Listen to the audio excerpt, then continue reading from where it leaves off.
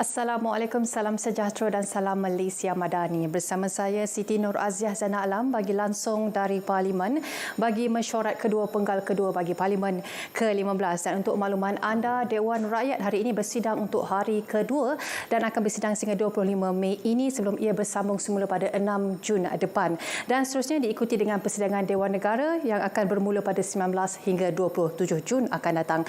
Dan sedikit informasi berkaitan dengan persidangan Dewan Rakyat semalam, di mana Yang di-Pertuan Agong As-Sultan Abdullah Riayatuddin Al-Mustafa Billah Shah memperkenan 5 akta yang telah diluluskan pada mesyuarat pertama penggal kedua Parlimen ke-15 yang lalu. Dan timbalan Yang di-Pertua Dewan Rakyat Alice Lau Kiong Ying berkata ini membabitkan akta berbekalan 2023, berbekalan tambahan 2022-2023, juga akta kanun keseksaan pindaan 2023 dan juga akta kanun acara jenayah pindaan 2023 dan akta levi keuntungan luar biasa pengesahan 2023. Dan beliau turut memaklumkan dalam persidangan itu mengenai keputusan Yang di-Pertua Dewan Negara Tan Sri Dr. Rais Yatim yang mengatakan persetujuan Dewan Negara terhadap 13 rang undang-undang yang diluluskan Dewan Rakyat pada mesyuarat pertama penggal kedua Parlimen ke-15 yang lalu. Dan sementara itu beliau turut menambah bahawa hari terbuka Parlimen selama 2 hari yang diadakan pada 6 dan juga 7 Mei lalu telah mendapat sambutan yang amat baik dan akan dijadikan sebagai acara tahunan. Dan selain itu juga berkenaan dengan Akta Kanun Keseksaan Pindaan 2023 di mana rang undang-undang ataupun RUU Kanun Keseksaan Pindaan 2023 ini bertujuan bagi memaksuhkan kesalahan percubaan bunuh diri. Dan ketika membentangkan RUU tersebut, Timbalan Menteri di Jabatan Perdana Menteri Reformasi Undang-Undang dan juga Reformasi Institusi Yang Berhormat Ram Kapal Singh berkata pemansuhan Seksyen 309 untuk meniadakan kesalahan percubaan bunuh diri di bawah Akta 574 Kanun Keseksaan akan menjadi anjakan dalam usaha untuk mencegah kes cubaan bunuh diri di Malaysia. Dan beliau turut mengatakan ia bagi menggalakkan mereka yang terkesan tampil ke hadapan untuk mendapatkan bantuan selain menghapuskan stigma terhadap perbuatan cubaan bunuh diri dan seterusnya menurunkan kadar kematian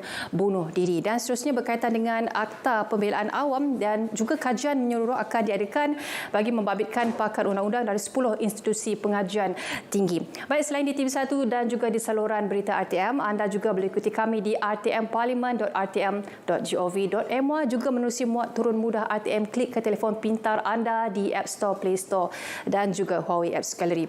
Baik saudara, Dewan Rakyat hari ini dimulakan dengan waktu pertanyaan-pertanyaan menteri di mana soalan pertama akan diajukan oleh Ahli Parlimen Ampang kepada Perdana Menteri yang menyatakan kemungkinan keputusan Kerajaan Persekutuan beralih daripada model single whole house network kepada dual network mengakibatkan beberapa kemudaratan seperti mungkin kemungkinan kontrak antarabangsa, pelanggaran tata kelola baik, risiko keselamatan siber, lonjakan implikasi kewangan kepada kerajaan dan juga kenaikan tarif 5G buat pengguna. Dan soalan seterusnya akan diajukan oleh Yang Berhormat ataupun Ahli Parlimen Bagan Serai yang turut meminta Perdana Menteri menyatakan adakah pihak kerajaan mendapatkan perkenan Majlis Raja-Raja Melayu dan juga berunding dengan Majlis Agama Islam negeri-negeri terlebih dahulu sebelum kerajaan secara diam-diam menarik balik rayuan dalam kes kalimah Allah yang begitu besar implikasinya terhadap kedudukan Islam sebagai agama persekutuan. Baik, jangan ke mana-mana, teruskan bersama kami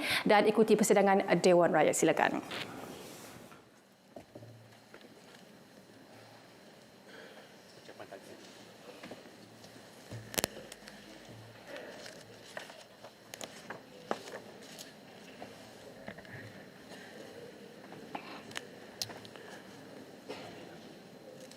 Assalamualaikum warahmatullahi taala wabarakatuh. Salam sejahtera dan selamat pagi.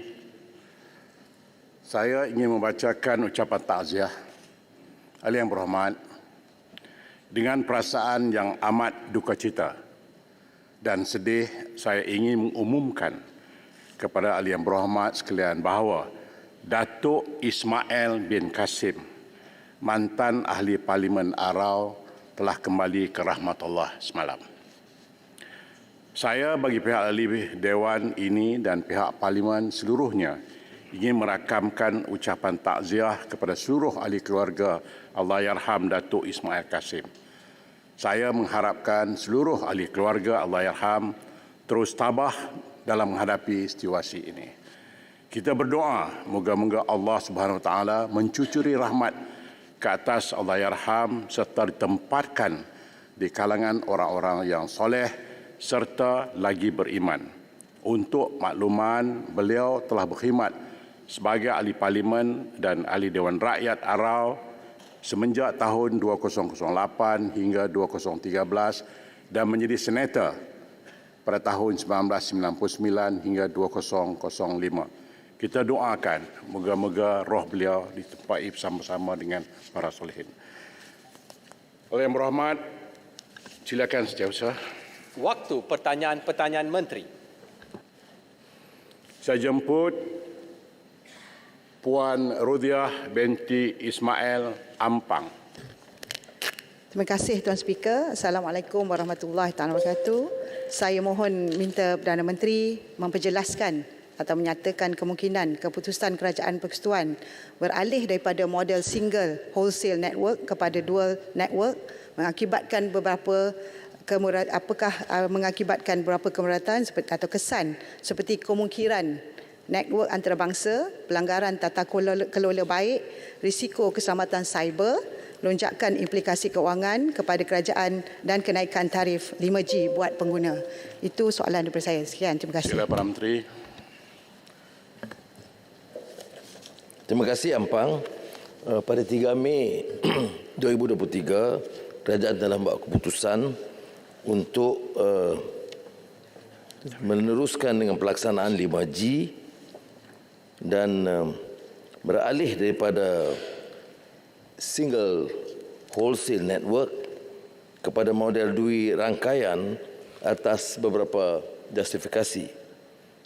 Meningkatkan persaingan dan menamatkan unsur monopoli yang dikaitkan dengan DNB, menawarkan kepelbagaian rangkaian dan mengatasi isu titik kegagalan tunggal dalam model single wholesale network dan melibatkan syarikat-syarikat telekomunikasi yang ada supaya dapat lebih terangkum dan menjamin kemampanan ekosistem industri telekomunikasi di Malaysia yang selama ini diterajui sektor swasta.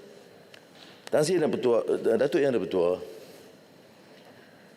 peralihan ini adalah keputusan yang sukar kerana kita mendapat tekanan dari pelbagai pihak yang mahu mengekalkan satu rangkaian dan tidak senang dengan sikap Malaysia yang lebih bebas untuk memilih sistem rangkaian dikehendaki sama ada di barat atau di timur.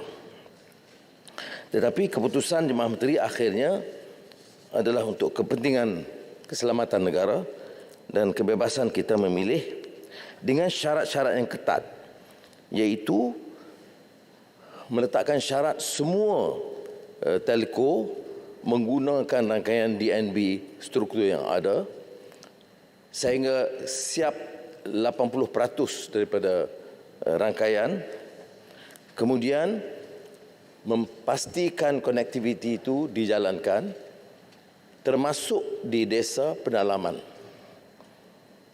Dan sekiranya ini dipersetujui, maka setelah menggunakan kemudahan yang sama, telco yang telah mencatat keuntungan yang sangat baik selama ini dikehendaki melabur supaya menjamin keselamatan bukan saja dari sudut kemudahan kepada semua rakyat, konektivitinya. Keduanya soal cyber security melalui National Cyber Security Agency yang akan memantau bersama. Implikasi kerajaan kepada kerajaan dikurangkan besar kerana penglibatan telco. Dan syarat yang kedua yang ketat ialah harga kepada pengguna mestilah di paras yang rendah seperti mana kita pastikan ditetapkan di bawah peraturan DNB. Yang akhirnya ialah peranan SKMM. Kerana pengawalan sangat terbatas sekarang, maka peraturan dan undang-undang dia akan diperkemas supaya SKMM dapat mengawal secara lebih berkesan perjalanan telco termasuk 2 rangkaian setelah tamat persiapan awal di bawah DNB. Soalan tambahan, Sila Ampang. Terima kasih kepada Yang Amat Perdana Menteri atas jawapan jelas, tetapi sekiranya saya nak bertanya tambahan 2 soalan lagi, iaitu sekiranya pelaksanaan oleh DNB mencapai 80% sebagaimana yang dimaklumkan kelak, apakah rangkaian kedua hanya akan menumpukan penyediaan liputan 20% yang berbaki saja? Apakah ini dia begitu ataupun dirombak keseluruhannya? Dan keduanya, kita lihat bahawa penggunaan rangkaian internet ini agak menjadi perbualan di atas kehebatan 4G yang kita lihat ada lagi kelemahan dan kegagalan. Soalan saya yang kedua adalah apakah langkah-langkah kerajaan untuk memastikan perkhidmatan 5G selepas DNB diambil alih oleh penyediaan perkhidmatan telekomunikasi mencapai tahap kualiti optimum? Terima kasih. Silakan Pak Menteri. Terima kasih Abang. Saya setuju dengan perhatian disampaikan kerana pengalaman kita puluhan tahun dengan telco tidak sangat memberansangkan. Ya. Pertama, isu konektiviti. Keduanya, isu keselesaan kepada pengguna. Dan ketiganya, soal kos dan bayaran kepada pengguna. Jadi sebab itu dalam peraturan dan syarat-syarat ketat yang dikawal oleh Kementerian khususnya SKMM, hal ini diambil perhatian. Maknanya perjalanan 80% yang awal dikendali oleh kerajaan dan biaya oleh kerajaan, itu akan ditanggung bersama oleh DNB dan Telco. Dan keduanya, syarat itu tidak boleh dilanggar. Kalau dilanggar, aspek perjanjian dengan syarikat ini akan terbatal. Sebab itu dalam kes 3G, 4G sekarang ini sangat tidak memuaskan kerana pengguna tidak dapat manfaat walaupun syarikat mencatat keuntungan yang sangat besar. Jadi hal ini akan dipantau oleh SKMM. Silakan Tasir Ukur. Terima kasih Tuan Dipertua. Terima kasih Yang Amat Perdana Menteri atas penjelasan diberi. Semalam saya tanya soalan yang sama mengenai DNB. Saya terima kasih atas peluang ini. Pertama sekali, soalan saya ialah, adakah kita berubah daripada single wholesale network kepada dual wholesale network ataupun dua operator yang cover kedua-duanya wholesale dan retail? Yang kedua, soalan saya ialah, apakah jaminan bahawa apabila DNB diserahkan kepada syarikat swasta nanti, maka kerajaan boleh mendapatkan valuation seperti yang dikeluarkan oleh Maybank Investment Bank, yang mana DNB ini nilainya adalah 15 bilion ringgit berdasarkan alokasi spektrum selama 15 tahun. Dan yang ketiga, Tuan Dipertua, adakah monopoli-monopoli lain oleh pihak kerajaan seperti elektrisiti, air, lebuh raya, malahan operasi sekolah amanah di bawah Kementerian Pendidikan juga akan dipecahkan dengan semangat memecahkan monopoli ini? Okay, terima kasih.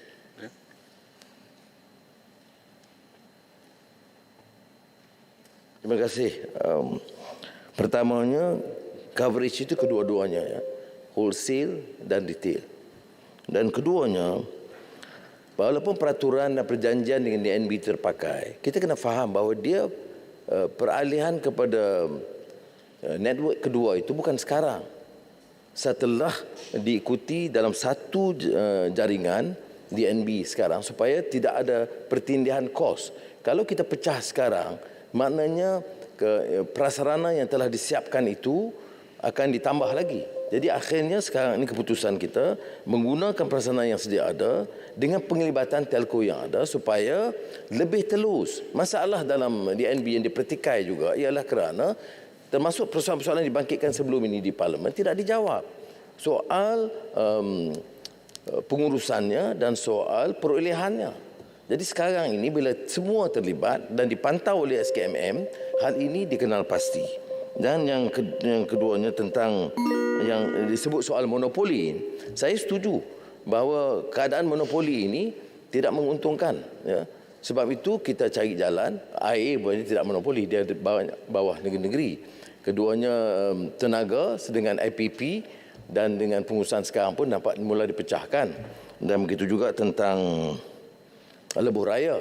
Lebuh raya tidak semua yang dibuat oleh kerajaan dahulu kepada PLAS. Jadi ada persaingan. Tetapi saya setuju pada prinsipnya bahawa amalan monopoli ataupun dalam konteks ini duopoli tidak boleh diteruskan, harus digalakkan persaingan yang boleh menjamin keselesaan kepada pengguna dan kos yang lebih rendah. Terima kasih. Saya bergerak kepada soalan nombor 2. Saya jemput Datuk Idris bin Haji Ahmad Bagan Serai. Assalamualaikum warahmatullahi wabarakatuh dan salam sejahtera. Terima kasih kepada Datuk Yang di-Pertua.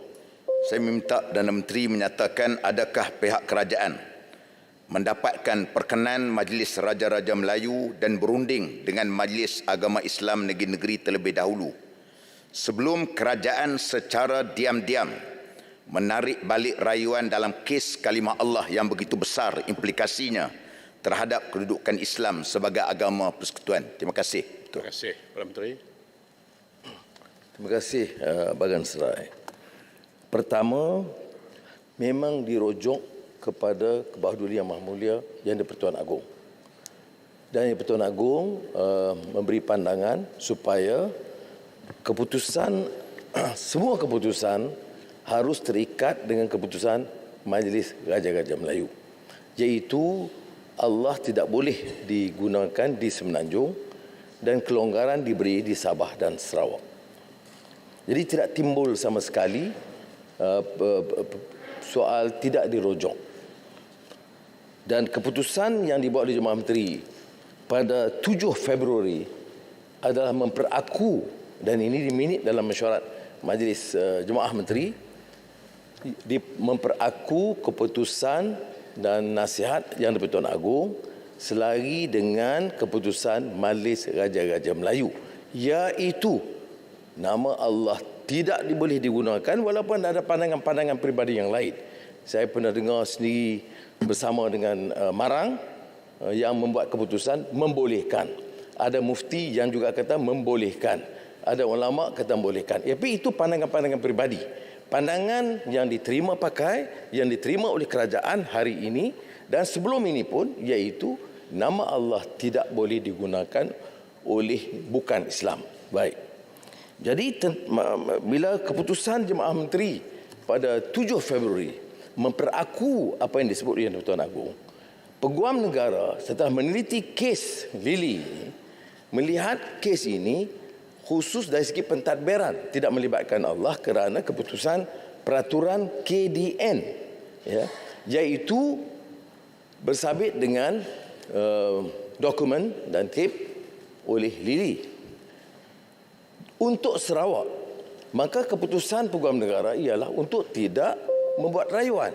Kerana pada pendapat Peguam Negara yang diterangkan, keputusan beliau adalah selari dengan keputusan Raja-Raja Melayu. Baik. Dan keputusan ini juga sama dengan keputusan yang tidak dirubah selama ini, terutama 86 dan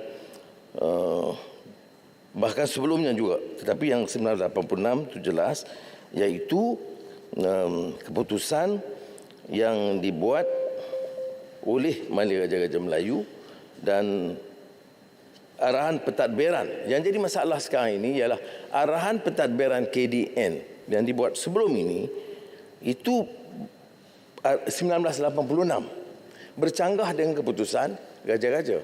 Jadi sekarang ini apa yang dilakukan ini tidak ada timbul bercanggah dengan keputusan Raja-Raja, tidak ada maksud untuk memberikan ruang kepada yang bukan Islam seperti yang didakwa. Jadi saya tidak fikir munasabah nak digunakan dan dipolitikkan isu ini. Pendirian kerajaan hari ini dalam keputusan Jemaah Menteri memperaku keputusan yang dibuat oleh Majlis Raja-Raja Melayu. Satu, nama Allah tidak boleh digunakan di Semenanjung Tanah Melayu.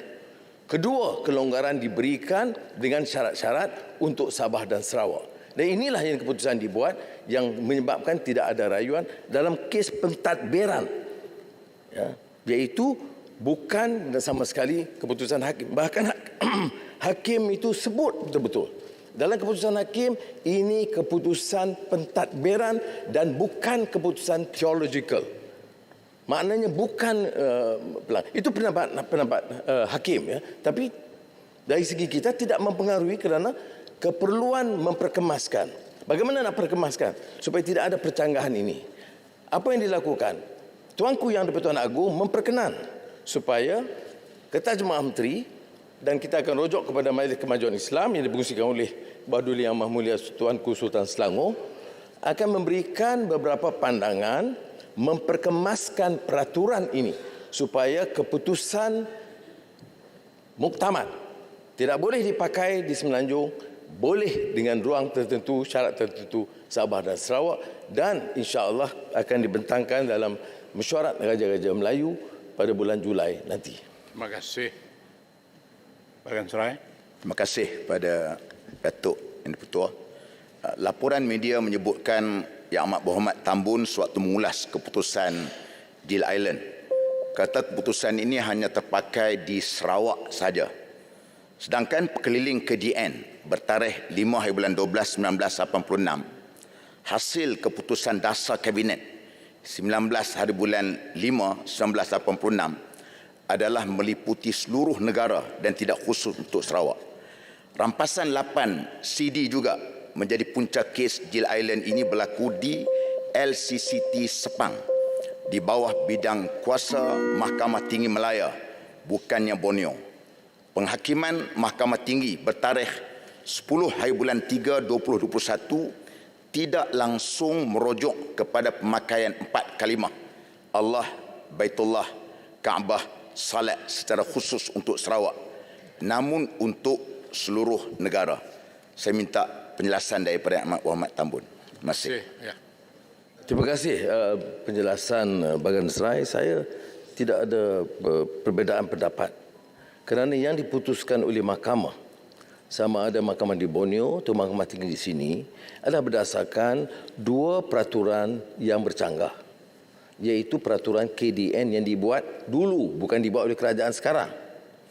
Jadi apa yang perlu dibuat seperti mana yang disebut oleh Bagan Serai ialah untuk kerajaan memperkemaskan supaya tidak ada peraturan yang dilihat bercanggah dengan keputusan Raja-Raja Melayu. Itu saja. Jadi sekarang ni kalau tanya saya tentang keputusan mahkamah, itu bukan bidang saya. Tapi yang saya boleh buat dari sudut kerajaan dan keputusan Jemaah Menteri, tetap dengan keputusan Raja-Raja Melayu tidak boleh sama sekali di Semenanjung, Tanah Melayu, dibolehkan dengan syarat-syarat tertentu di Sabah dan Sarawak. Jadi Yang Berhormat Bagan Serai, apa yang kita akan buat, yang akan lakukan ialah memperkemas supaya tidak ada kekeliruan ini. Ya, tidak maknanya kalau ada apa-apa keputusan termasuk 86 atau 82 di mana tidak ada jelas, dan juga peraturan KDN tidak jelas tentang kedudukan dan bidang keputusan yang dilihat mengelirukan atau bercanggah, maka ini harus dibetulkan. Jadi apa yang kita buat di sini sementara itu, ya sekarang sementara itu keputusan kita adalah untuk mematuhi sepenuhnya keputusan Raja-Raja Melayu mengenai Allah di Semenanjung dan ruang di Sabah dan Sarawak. Dan atas cadangan atau pandangan Yang Berhormat Bagan Serai tentang kes-kes itu, saya ambil maklum supaya kita dapat perbaiki. Terima kasih. Saya jemput Parit Sulong. Oh, tidak. Sorry. Ya. Silakan. Apa kena dengan Parit Sulong? Silakan Tampin. Terima kasih Datuk. Mata nak tengok pagi ni Parit Sulong ya. Sorry. Mungkin lepas raya ni kan. Ya, sekarang Tampin. Ya. Terima kasih, Maaf, Datuk. salah mata. Silakan. Terima kasih Datuk Yang Bertuah.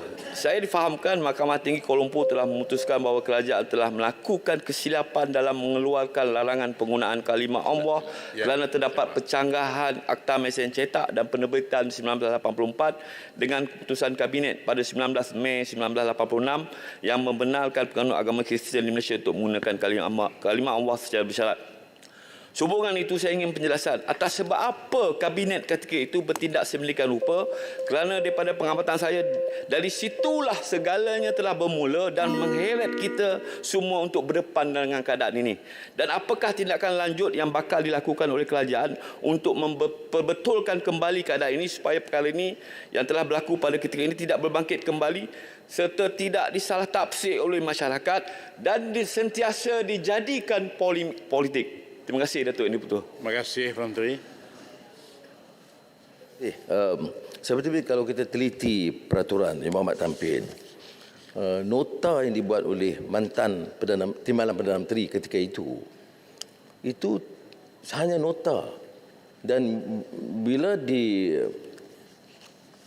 bersama dengan arahan peraturan KDN ada percanggahan.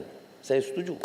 Sebab itu apa yang diarah oleh Jemaah Menteri sekarang ialah melihat keseluruhannya semua peraturan sama ada akta mesin cetak, arahan KDN, keputusan-keputusan Jemaah yang Menteri yang lalu sekiranya menimbulkan kekeliruan. Jadi apa yang kita lakukan sekarang ialah memperkemaskan. Nah, inilah yang saya kemukakan kepada Kebawah Duli Yang Mulia Yang di-Pertuan Agong yang kemudian baginda perkenankan, iaitu ambil semua peraturan-peraturan yang lama, sebahagiannya harus dipindah, sebahagiannya harus dibatalkan.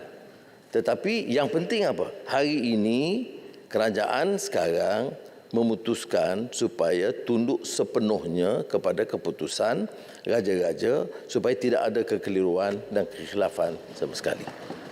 Baik, terima kasih. Betul, boleh sikit betul. Ulu langat. Peraturan Mesyuarat 243 Kena duduk Tolong baca. Tuan Yang di-Pertua boleh membenarkan ahli-ahli mengeluarkan tidak lebih daripada 3 pertanyaan tambahan. Jadi saya mohon pertanyaan tambahan yang ketiga. Okey, silakan. Ya, okey. Terima kasih banyak. Ulangan yang keempat. Yang di-Pertua ulangan yang keempat. Terima kasih Tuan Yang di-Pertua atas budi baik. Terima kasih Yang Berhormat Perdana Menteri yang telah menjelaskan isu ini. Saya di tangan saya ini ada satu ground of judgment untuk kes ini di peringkat Mahkamah Tinggi, iaitu Jill Island binti Lauren Bill melawan Kementerian Dalam Negeri, Menteri Dalam Negeri. Di dalam ground of judgment ini terdapat 3 dokumen yang dirujuk oleh Yang Arif Hakim itu. Yang pertamanya yang disebut oleh Yang Berhormat Perdana Menteri tadi, memo Pejabat Timbalan Perdana Menteri yang bertarikh 16/5 tahun 1986. Kalau saya dibenarkan izin untuk membaca daripada Timbalan Perdana Menteri kepada Yang Berhormat Perdana Menteri. Kabinet memutuskan saya sendiri, Anwar dan James mengkaji perkara istilah Islam di dalam Alkitab yang tidak boleh digunakan. Ini dokumennya. Yang jelas mengatakan bahawa 8 perkataan boleh digunakan. Manakala bukan 8, 12 perkataan boleh digunakan, 4 perkataan tak boleh dipakai. Ini perkataan, the very word di dalam surat ini, iaitu Allah, Kaabah, Baitullah, solat. Dengan syarat di kulit luar, jika sekiranya berbentuk buku, ditulis perkataan untuk agama Kristian. Itu yang boleh digunakan. Susulan daripada surat inilah, ada satu surat daripada Perdana Menteri Malaysia yang bertarikh 19/5, iaitu 4 hari atau 3 hari selepas surat TPM ini, kepada KSU KDN mengarahkan, kalau boleh saya baca, Kabinet telah membincangkan perkara ini dan memberi tanggungjawab kepada Timbalan Perdana Menteri menentukan perkataan yang boleh digunakan dan tidak boleh digunakan oleh agama Kristian. Sila lihat nota TPM. PM merujuk kepada nota TPM. Tarikh itu bila tu? Tarikhnya 19/5. Tahun ini 16 tahun 86. Okey. Iaitu 3 hari selepas itu. Tuan Dipertua, susulan daripada arahan Perdana Menteri kepada KSU KDN pada 5 Disember tahun 1986, KSU KDN telah mengeluarkan satu surat berkeliling kepada semua penerbitan agama Kristian sebagaimana lampiran, menyatakan perkataan yang boleh digunakan oleh agama Kristian dalam Alkitab dan juga yang tidak boleh sebagaimana keputusan kabinet yang dibuat. Okay, jadi soalan saya. Okey. Soalan ni. Kita tahu bahawa kes ini telah dirujuk ke mahkamah beberapa kali. Ada 2 kali lah. Dan yang menjadi isu kepada kita ini adalah pada tahun 2021. Hakim Yang Arif Norbi Arifin membuat keputusan mengenai perkara ini. Dan kerajaan pada masa itu tidak berpuas hati dengan keputusan mahkamah. Itu hak kerajaan yang merupakan pihak defendant dalam kes ini, KDN dan Kerajaan Malaysia, membuat rayuan. Persoalan kepada sayanya ialah kenapa kerajaan pimpinan Yang Berhormat Tambun membuat keputusan menarik balik kes rayuan di Mahkamah Rayuan ini. Sedangkan apa salahnya apabila Mahkamah Tinggi membuat keputusan sedemikian, kerajaan telah merayu Mahkamah Tinggi seorang hakim. Mahkamah rayuan paling kurang 3 orang hakim. Saya nak tanya apa rasionalnya? Panjang sangat ni, Yang di-Pertua. Untuk Tadi dah jawab dah, PM dah jawab tadi. PM dah jawab, tak faham-faham juga ke? rayuan ini. Inilah masalahnya, tak faham-faham. PM dah jawab tadi. Elok dah PM jawab tadi dah. Yang berhormat, Sabar. Yang berhormat, hari ini Kita perlu mendengar mahkamah yang lebih tinggi sebagai menghormati. Baik, point Anda taken. penghormatan kepada keputusan itu, kita merayu biarlah mahkamah menentukan kedudukannya. Kata baru, Kalau point taken. itu keputusannya, kita terimalah. Baik. Jadi saya minta Bagi peluang penjelasan. Perdana Menteri jawab. Terima Silakan. kasih. Terima kasih. Silakan Menteri. Pertama, seperti kita tahu, keputusan yang dibuat pada tahun 86 tidak pernah dipinda oleh Kerajaan Barisan Nasional, Kerajaan Perikatan Nasional, sehinggalah sekarang Kerajaan Perpaduan nak pindah supaya diperjelaskan. Okey, itu jelas. Perkara ini berlarutan.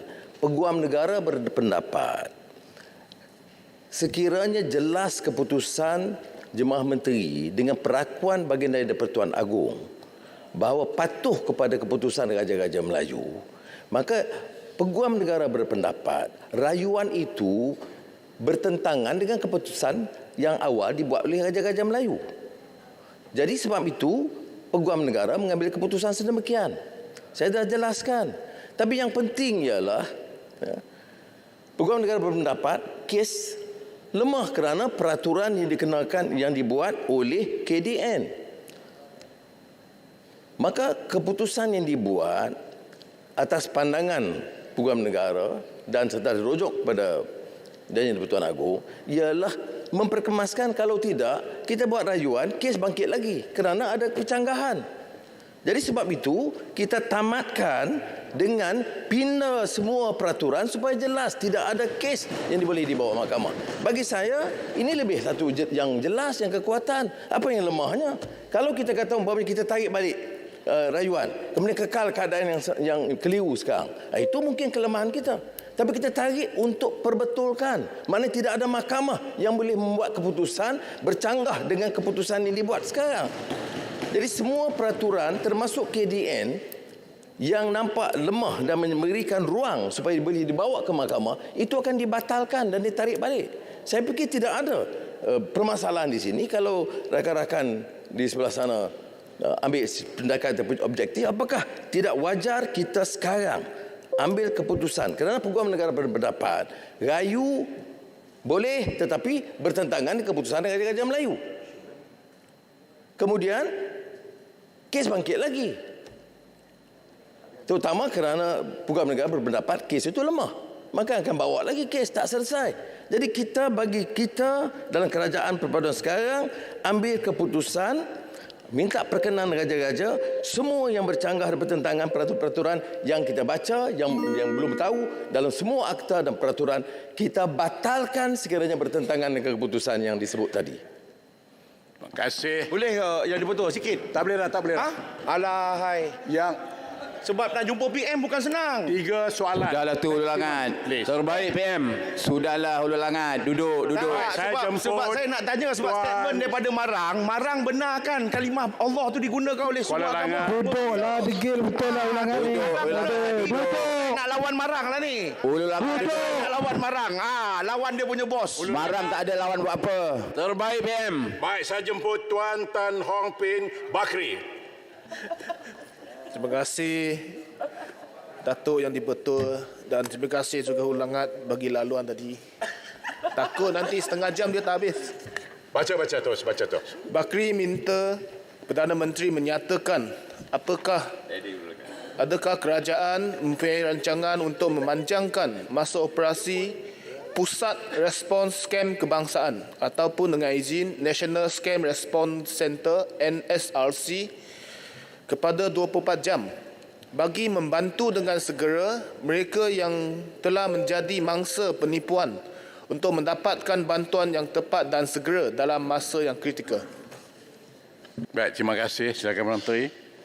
Terima kasih Bakri. Masalah scam ini kian merebak ke seluruh dunia, ada beberapa langkah kerjasama di antara negara-negara untuk mencari kaedah yang lebih berkesan, termasuk melalui operasi Pusat Respons Kem Kebangsaan NSRC. Cadangan untuk menambah waktu operasi dipersetujui, tetapi saya ingin maklum bahawa Bank negara telah pun memberi maklum kepada semua bank supaya operasi pemantauan ini 24 jam dan ada ke arah automation supaya pengadu boleh mengambil tindakan menghentikan pengeluaran dana dari bank serta-merta. Ini perkembangan yang baru dilakukan oleh bank negara. Yang keduanya ialah tentang kertas siasatan tindakan diambil. Itu sudah 3,595 kes bagi kesalahan penipuan mengikut Seksyen 420 Kanun Seksaan. Ya. Dan kerajaan telah dapat pulangan rampasan 34.8 juta. Isunya sekarang ialah bagaimana kita nak pulangkan. Jadi kearahannya sekarang ialah beberapa pindaan termasuk kanun tata cara jenayah supaya dapat dipulangkan lebih awal kepada pengadu atau mangsa dan dikekalkan bond sebagai ganti sementara kes berjalan. Kalau tidak, dia terpaksa tunggu 2 tahun supaya dapat balik wang yang telah ditipu itu. Jadi peruntukan juga ditambah untuk tahun ini 10 juta ringgit bagi bajet 2023 kepada NSRC selain daripada memperkemas seperti yang saya sebutkan tadi kerjasama dan penambahan pegawai dan kerjasama dengan negara lain yang menghadapi masalah yang sama atau yang lebih serius. Terima kasih. Bakri. Terima kasih Datuk Yang di-Pertua dan terima kasih kepada Yang Amat Berhormat. Datuk Tuan Yang di-Pertua, bagi mangsa-mangsa kes-kes seperti ini, apa yang mereka fokuskan adalah bagaimana untuk mendapat balik wang yang telah hilang itu. Dan selalunya berlakunya delay ataupun penangguhan. Sebagaimana yang disebut oleh Yang Amat Berhormat tadi adalah berkenaan dengan proses penghakiman, itu kita faham. Tapi ada juga berlaku disebabkan oleh kelambatan pembekuan aliran dana itu. Jadi dan perkara ini selalu berlaku. Maka saya ingin bertanya kepada Yang Amat Berhormat, apakah punca ataupun faktor yang menyebabkan kelambatan ini dan apakah langkah-langkah kerajaan untuk kita kata accelerate ataupun mempercepatkan proses ini supaya kita boleh memberikan bantuan atau membekukan aliran dana ini dengan seberapa segera yang boleh. Baik, terima kasih. Silakan Menteri. Terima kasih Bakri. 2 tindakan. Pertama, oleh bank dibenarkan diminta operasi 24 jam dan sebaik ada rayuan pengadu dihentikan pengeluaran. Yang kedua, yang telah dirampas sekarang ini mengambil masa. Saya setuju ramai yang merayu kerana kes mahkamah itu akan berlanjutan. Oleh demikian, yang diputuskan adalah untuk dipinda kanun tata cara jenayah supaya membolehkan pulangan itu segera dengan syarat bond disediakan sementara kes itu dijalankan. Terima kasih. Ada soalan? Baik. Datuk Yang di-Pertua, soalan tambahan. Ya, silakan. Kuantan. Sejauh mana kajian yang telah dijalankan oleh kerajaan untuk menambah baik peruntukan undang-undang sedia ada dalam menangani kes penipuan atas talian? Seterusnya, adakah kerajaan berhasrat mewajibkan pengaktifan pengesahan 2 faktor di kalangan pengguna serta menyegerakan migrasi dari kata laluan sekali guna kepada mod pengesahan transaksi maya yang lebih kukuh dalam masa terdekat? Terima kasih. Terima kasih, Kuantan. Silakan Menteri. Terima kasih, Kuantan. Setakat ini memang belum ada cadangan khusus untuk pindaan kerana NSRC merasakan peruntukan itu mencukupi dan pegawai juga ditambah, pengawalan juga ditambah Tetapi seperti mana yang disinggung oleh Yang Berhormat Kuantan, ia memerlukan suatu unit yang lebih dengan keupayaan yang lebih canggih untuk mengenal pasti masalah, walaupun tidak ada kaedah yang jelas seperti mana kita lihat berlaporan dari Kanada, Singapura dan UK yang masih menghadapi masalah yang sama, tetapi dalam kajian mereka itu akan ada keseragaman untuk dapat mengawal skam ini. Terima kasih. Yang Berhormat, sekarang tamatlah sesi untuk waktu pertanyaan-pertanyaan menteri pada hari ini. Setiausaha. Pertanyaan-pertanyaan bagi jawab lisan. Baik, saya jemput Tuan Yunis Warren, anak lelaki Ramaraj Segamat. Terima kasih Yang di-Pertua. Soalan saya soalan nombor 1. Silakan Menteri. Assalamualaikum warahmatullahi wabarakatuh. Terima kasih Datuk Yang di-Pertua. Terima kasih YB Segamat atas soalan.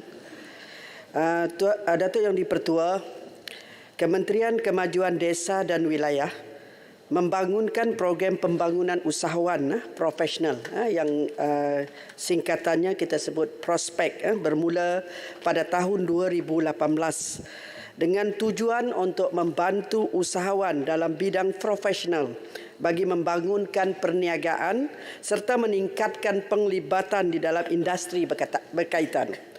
Program ini merangkumi latihan berstruktur, bimbingan daripada pemain industri, kemudahan pembiayaan serta pemantauan berterusan.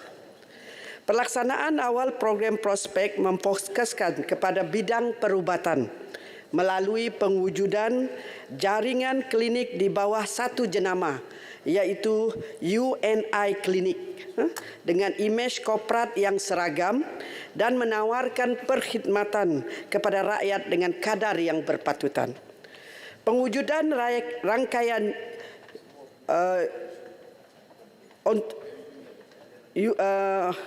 UNI Klinik telah menyediakan peluang keusahawanan kepada para doktor, di mana setakat ini 55 doktor telah membuka klinik sendiri dan kini UNI Klinik telah mempunyai 69 cawangan dan menyediakan hampir 235 peluang pekerjaan. Melihat kepada perkembangan baik UNI Klinik, program ini telah dikembangkan kepada bidang farmasi dengan jenama UNI Farmasi dan seterusnya di dalam bidang pergigian di bawah jenama UNI Dental. Kini UNI Farmasi telah mempunyai 15 cawangan, manakala UNI Dental 16 cawangan dan telah mewujudkan 109 peluang pekerjaan. Prospek adalah program khas usahawan yang dibangunkan oleh MARA dengan sasaran untuk menambah bilangan usahawan profesional di dalam negara, di samping dalam masa yang sama menyediakan perkhidmatan kepada rakyat. MARA turut menyediakan kemudahan pembiayaan kepada usahawan profesional dan tahun ini 2023 sebanyak 20 juta telah diperuntukkan bagi membantu mencapai objektif berkenaan. Terima kasih, Segamat. Terima kasih Yang di-Pertua. Terima kasih kepada Timbalan Menteri Kemajuan Desa dan Wilayah. Presiden Pertubuhan Doktor-Doktor Islam Malaysia, Dr. Boy Saidi Abdul Razak, telah menyatakan bahawa inisiatif sokongan modal yang disediakan oleh MARA kepada doktor-doktor kontrak boleh menjerat mereka ke kancah kebangkrapan. Soalan tambahan saya, apakah bentuk sokongan security atau jaminan jangka panjang yang akan dipertimbangkan oleh MARA bagi membolehkan, yang pertama, klinik-klinik MARA yang dikendalikan oleh seseorang doktor kontrak dapat bertahan dengan mengambil kira persaingan dengan klinik-klinik swasta yang sedia ada. Dan kedua, bayaran semula pinjaman modal dapat dilakukan secara konsisten tanpa membebankan doktor sebagai penghutang, biarpun sambutan terhadap operasi klinik yang dikendalikan tidak begitu merangsangkan. Terima kasih. Terima kasih, Menteri. Okay. Terima kasih atas soalan tambahan YB Segamat. Untuk makluman Dewan semua, program keusahawanan untuk profesional ni, prospek ni kita wujudkan untuk membantu mewujudkan bidang-bidang keusahawanan yang menjurus kepada keusahawanan. Dan salah satunya ialah dalam bidang perubatan yang mana pada masa ini peluang ini diberikan kepada doktor-doktor yang mempunyai kelayakan, yang mempunyai asas yang boleh memohon kepada MARA melalui sistem My Usahawan ataupun mendapatkan borang di mana-mana saja di pejabat MARA, baik di peringkat daerah dan juga di peringkat negeri. Dan untuk memohon usahawan ini, dia perlu memenuhi beberapa syarat bagi memastikan apa yang dimaklumkan oleh YB Segamat tadi tidak terjadi. Yang pertama, syarat asas dia mesti mempunyai daftar perniagaan yang sah, premis perniagaan yang sah, lesen permit kebenaran pihak berkuasa tempatan, menjalankan bisnes ataupun perniagaan sepenuh masa. Dan apa yang penting, MARA juga menetapkan syarat-syarat khusus iaitu golongan profesional ataupun doktor itu mesti diiktiraf dan berdaftar sebagai ahli badan profesional. Maksudnya mempunyai annual practitioner certificate daripada Malaysia Medical Council. Yang kedua, dia mesti mempunyai pengalaman bekerja sekurang-kurangnya 2 tahun. Dan apa yang penting, pembiayaan kita ni, kita mempunyai rakan strategik. Rakan strategik iaitu UniKL, Royal College Medical Perak, Permaniaga Berhad dan juga Uni Politek MARA. Yang ini merupakan bukan saja untuk memantau ataupun kita bukan saja memberi pembiayaan, kita juga memberi latihan yang berterusan kepada usahawan-usahawan ataupun doktor-doktor yang membuat UNI klinik, tetapi juga dalam masa yang sama rakan-rakan strategik akan memberi nasihat, mentor-menti kepada klinik-klinik yang telah diluluskan di bawah MARA ini. So far setakat ini tidak ada laporan yang menyatakan doktor ni terbeban, tidak ada laporan. Dan setakat ini respon kepada perkhidmatan UNI ini amat baik sekali dan mendapat orang kata komen yang amat bagus kerana menambah perkhidmatan perubatan di negara kita.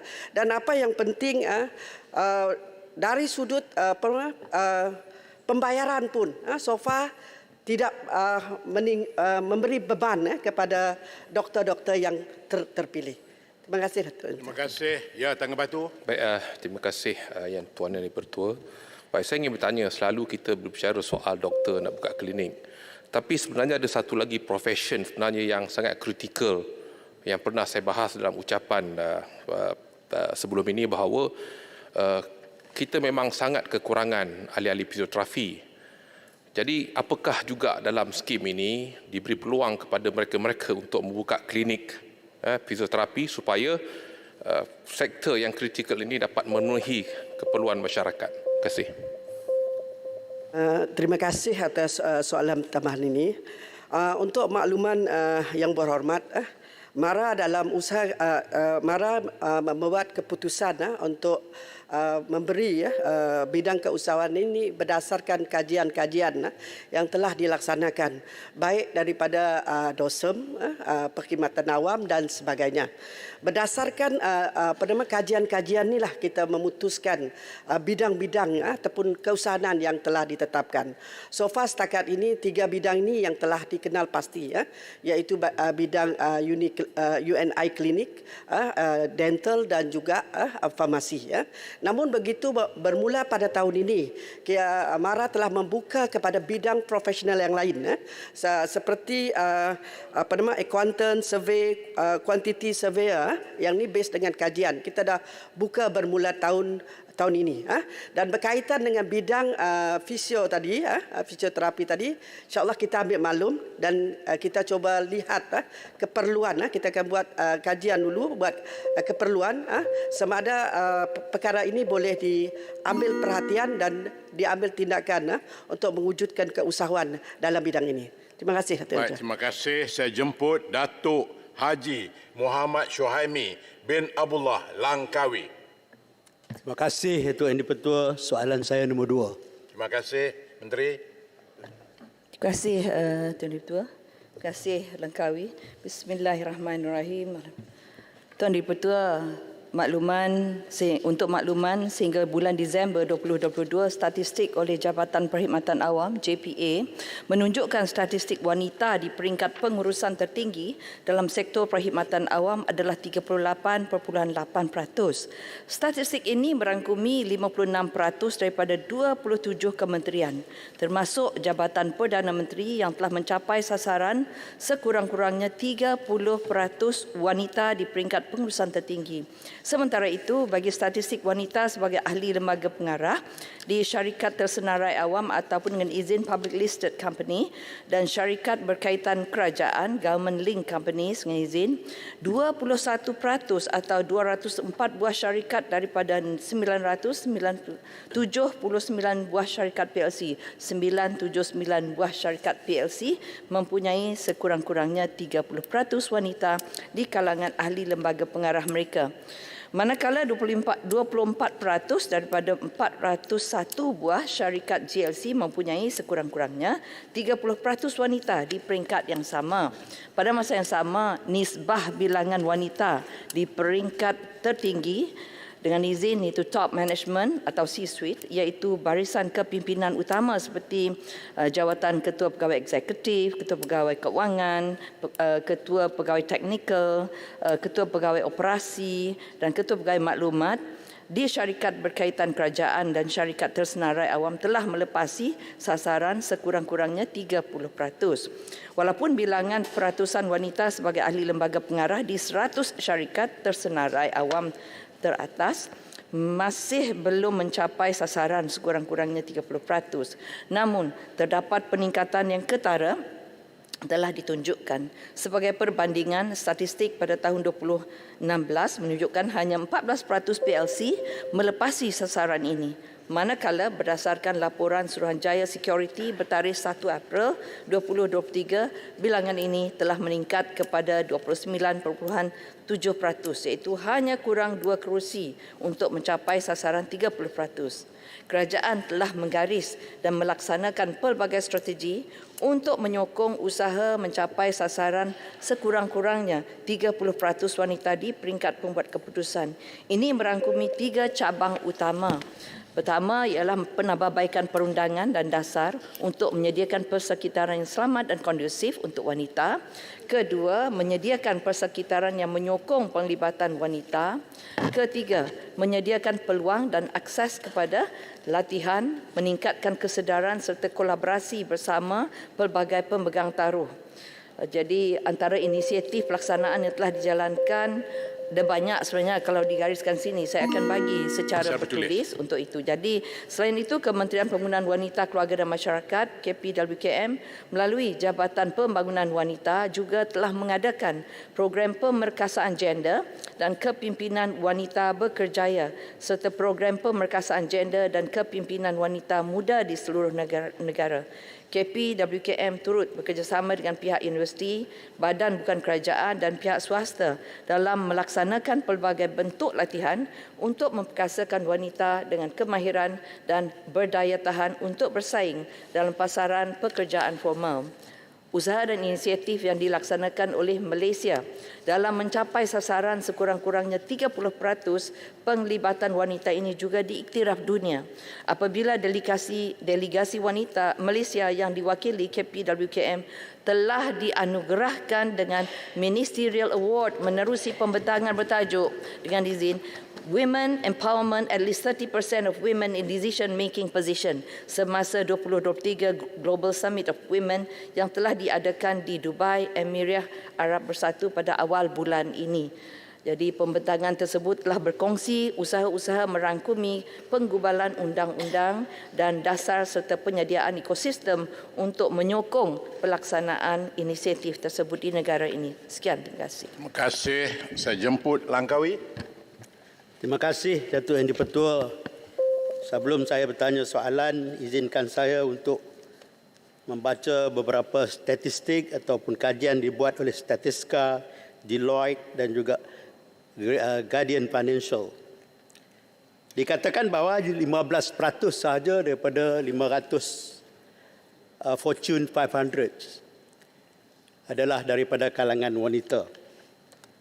Dan hanya 13 negara atau 21% mempunyai di negara-negara luar mempunyai wanita sebagai menteri atau head of government mengikut kajian ini. Dan angka ini hanya akan mencapai gender equality hingga 130 tahun lagi baru nak mencapai. Dan Deloitte pula membuat kajian bahawa 57% wanita sentiasa bercadang untuk nak meninggalkan kerja mereka dalam masa 2 tahun. Dan 21% yang sebenarnya meninggalkan kerja mereka dalam masa setahun. Ini perangai kaum wanita yang dibuat kajian. Dan bila ditanya kenapa mereka memilih di Amerika, kenapa mereka memilih untuk berniaga, 57.9% menjawab mereka sudah bersedia untuk berdikari, untuk berniaga.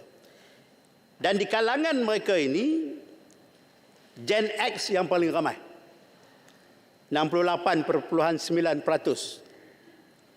Baby boomers, macam golongan saya ni, sama umur dengan saya ni, yang kerja buat anak banyak, 19.4%. Dan millennials adalah 10.7%. Maka soalannya,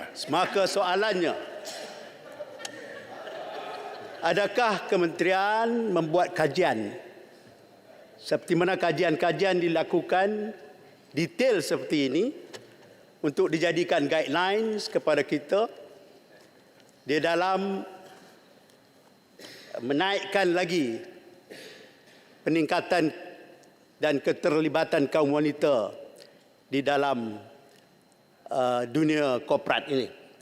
Dan soalan saya, apakah bentuk kerjasama di antara kementerian-kementerian lain dalam meningkatkan 30% yang telah pun ditetapkan oleh kerajaan. Terima kasih, Datuk Yang di-Pertua. Terima kasih. Short and sharp. Silakan Menteri. Terima kasih Yang Berhormat Langkawi. Sebenarnya memang kita ada juga menjalankan kajian yang dijalankan oleh pihak Institut Sosial Malaysia atau ISM di bawah kementerian kita. Dan kajian ini dijalankan bagi menilai tahap pencapaian sasaran kadar 30%, bukan seperti yang didetail tadi kan, tetapi ini memang kita ada kita punya kajian. Status pencapaian ini dibagikan kepada beberapa sektor, iaitu swasta yang merangkumi syarikat tersenarai awam, syarikat berkaitan kerajaan dan perusahaan kecil dan sederhana. Selain itu, perbandingan pencapaian kadar 30% turut dilaksanakan bagi sektor awam, politik, institusi, pengkajian tinggi dan pertubuhan bukan kerajaan. Kajian ini mengaplikasikan beberapa kaedah pengumpulan data primer dan data sekunder, iaitu kaedah temu bual, tinjauan melalui soal selidik, analisis kuantitatif perbadanan. Tadi ada juga ditanya mengenai kerjasama dengan agensi lain. Memang kalau dilihat sekarang ini memang ada gender focal point diwujudkan di setiap kementerian, dan kita juga ada gender focal team dan juga gender focal point memang diwujudkan bagi memastikan kita dapat mencapainya secepat-cepat yang mungkin. Dan kalau dari segi kerjasama lain tu memang sudah biasa. Kita JPW, Jabatan Pembangunan Wanita di kementerian kita memang sentiasa menjalankan kerjasama dalam apa juga bentuk demi untuk memastikan kita memajukan wanita. Tak kira 30%, kita nak capai lebih daripada itu supaya lebih ramai wanita maju, lebih majulah negara kita. Terima kasih. Terima kasih. Tibalah masanya untuk parit sulung. Terima kasih Yang Berhormat Speaker. Terima kasih juga kepada kementerian di atas perkongsian kejayaan-kejayaan kementerian. Cuma saya nak bertanya pada pihak kementerian, apakah usaha kementerian dalam menggalakkan partisipasi wanita di dalam politik agar boleh mencapai 30% dan adakah kerajaan bersedia untuk meminda undang-undang untuk memastikan penglibatan sekurang-kurangnya 30% wanita terutama di parlimen, khususnya di Dewan Rakyat yang kini belum lagi tidak pernah mencecah 20% ahli parlimen dalam sejarah 60 tahun kewujudan Parlimen Malaysia. Minta jawapan. Terima kasih. Sila Menteri. Terima kasih Tuan Ketua, terima kasih Pak Sulong yang sama-sama berjuang dari dulu dah sampai tua kita masih tak kita sampai ke sini. Kita tak tahu kita capai ke tidak. Tuan Dipertua, kita perlu sokongan yang lain lah, bukannya ada wanita saja ya. Tuan Dipertua, untuk memenuhi hasrat yang diutarakan oleh Yang Berhormat itu, ia memerlukan keazaman politik ataupun political will semua pihak yang terlibat, baik dari kem sebelah sana maupun di sebelah sini, kedua-dua pembangkang dan juga kerajaan. Saya menyatakan demikian kerana ia amat bergantung kepada political will untuk mencapai hasrat itu. Adalah kerana sekiranya semua pihak benar-benar ikhlas maupun mahukan ia direalisasikan, maka langkah-langkah untuk memastikan hasrat itu tercapai boleh diambil oleh kepimpinan tertinggi pihak-pihak yang berkenaan, walaupun tanpa ada penggubalan atau pindaan undang-undang untuk memaksa mana-mana pihak memberi peluang dan ruang untuk menyaksikan wanita mewakili sekurang-kurangnya 30% daripada jumlah ahli di Dewan Rakyat. Secara peribadi, Tuan Dipertua, saya berpandangan ia masih jauh untuk dicapai. Namun ia bukanlah sesuatu yang mustahil sekiranya semua pihak benar-benar ikhlas, benar-benar mahukannya dan benar-benar bersungguh untuk mengambil inisiatif untuk merealisasikannya. InsyaAllah di mana ada kemahuan, di situlah ada jalan. Terima kasih. Terima kasih. Saya jemput Tuan Haji Aminul Huda bin Hassan Sri Gading. Terima kasih Datuk Yang Dipertua. Soalan saya, soalan nombor 3.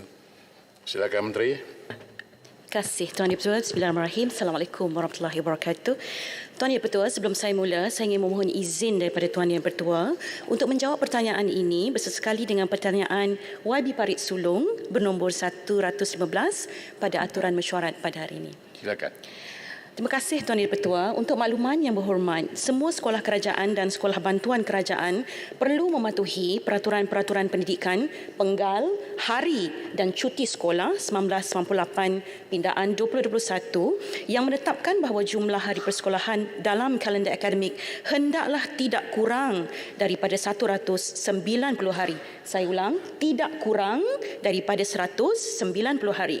Kementerian Pendidikan Malaysia telah membuat ketetapan untuk membuat perubahan kepada kalender akademik sesi 2021-2022 akibat penularan COVID-19. Berdasarkan perubahan tersebut, maka sesi persekolahan bagi kalender akademik sesi 2023-2024 diteruskan bermula pada bulan Mac 2023. Perubahan kepada kalender akademik sesi persekolahan membolehkan pihak sekolah merancang dan melaksanakan aktiviti pemulihan, pengukuhan dan pengayaan secara intensif bagi meningkatkan kesediaan murid untuk mengikuti tahun persekolahan berikutnya. Di samping itu, perubahan semula kalender akademik persekolahan perlu mengambil kira faktor ekonomi setempat, banjir pada hujung tahun selain tidak mengganggu jadual peperiksaan seperti SPM, STPM dan Sijil Tinggi Agama Malaysia. Untuk makluman ahli yang berhormat, KPM telah meneliti cadangan untuk mengembalikan semula kalender akademik persekolahan bermula pada Januari seperti sebelum ini. Saya telah memberikan jaminan sebelum ini di dalam Dewan ini bahawa KPM committed untuk mengembalikan sesi persekolahan kepada Januari. KPM akan melihat kepada keperluan dan kesesuaian penyediaan kalender akademik untuk tahun seterusnya bagi memastikan pengajaran dan pembelajaran dapat dilaksanakan secara optimum, khususnya tempoh tempoh pembelajaran sebanyak 32 hingga 36 minggu yang diperlukan untuk menyelesaikan keseluruhan kurikulum persekolahan setahun. KPM juga telah melakukan penjajaran kepada jadual peperiksaan awam agar ia selari dengan perubahan kalender akademik persekolahan. Untuk itu yang berhormat, sukacita saya maklumkan KPM telah memulakan usaha dengan merancang untuk mengawalkan kalender akademik persekolahan sesi 2024-2025 bermula pada bulan Februari 2025. Kalender persekolahan dirancang dapat bermula pada bulan Januari ialah pada tahun 2026.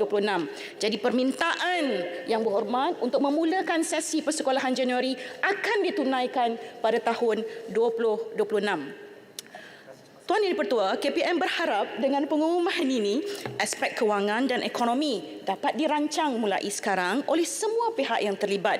Secara tidak langsung, perancangan cuti keluarga, kenduri kendara, cuti-cuti cikgu sebagaimana yang telah pun kami umumkan dalam 10 prakarsa sempena Hari Guru dapat diatur berdasarkan kalender akademik persekolahan yang akan diwartakan. Dengan pengumuman ini, KPM memastikan kesejahteraan semua pihak diberi keutamaan bagi mencapai hasrat murid ceria, guru bahagia, sekolah bitara, negara sejahtera. Sekian, terima kasih. Terima kasih. Seri Gading. Ceria sikit Seri Gading. Terima kasih. Kebetulan berbalik daripada Azerbaijan. Selamat kembali. Speaker daripada Parlimen Azerbaijan sampaikan salam pada semua ahli-ahli Parlimen negara kita. Assalamualaikum warahmatullahi wabarakatuh. Pertama sekali ada beberapa perkara penting. Terima kasih kepada Menteri yang telah berikan jawapan yang sangat munasabah. Sebab Seri Gading mewakili ratusan guru-guru yang dikatakan guru wanita. Sebab bila guru wanita ni, kalau kita pergi ke bandar-bandar, ia menguasai keseluruhan guru-guru. Kerana saya yakin dan percaya kita itulah apa yang terjadi. Jadi maknanya wanita ni dalam bidang perguruan dia sangat baik dan sangat memuaskan, sangat baiklah dari segi kerjanya. Namun keperluan guru-guru yang ramai perempuan ni kadang-kadang dia nak ikut suami bila cutinya tak kena. Itu antara perkara yang pihak lelaki pula bertanya, kalau cutinya tak sama ujung tahun, jadi itu masalahnya. Yang kedua, apabila berlakunya tengkujuh akhir tahun dan peperiksaan ditangguh sehingga bulan Mac ataupun kemasukan di peringkat universiti pula.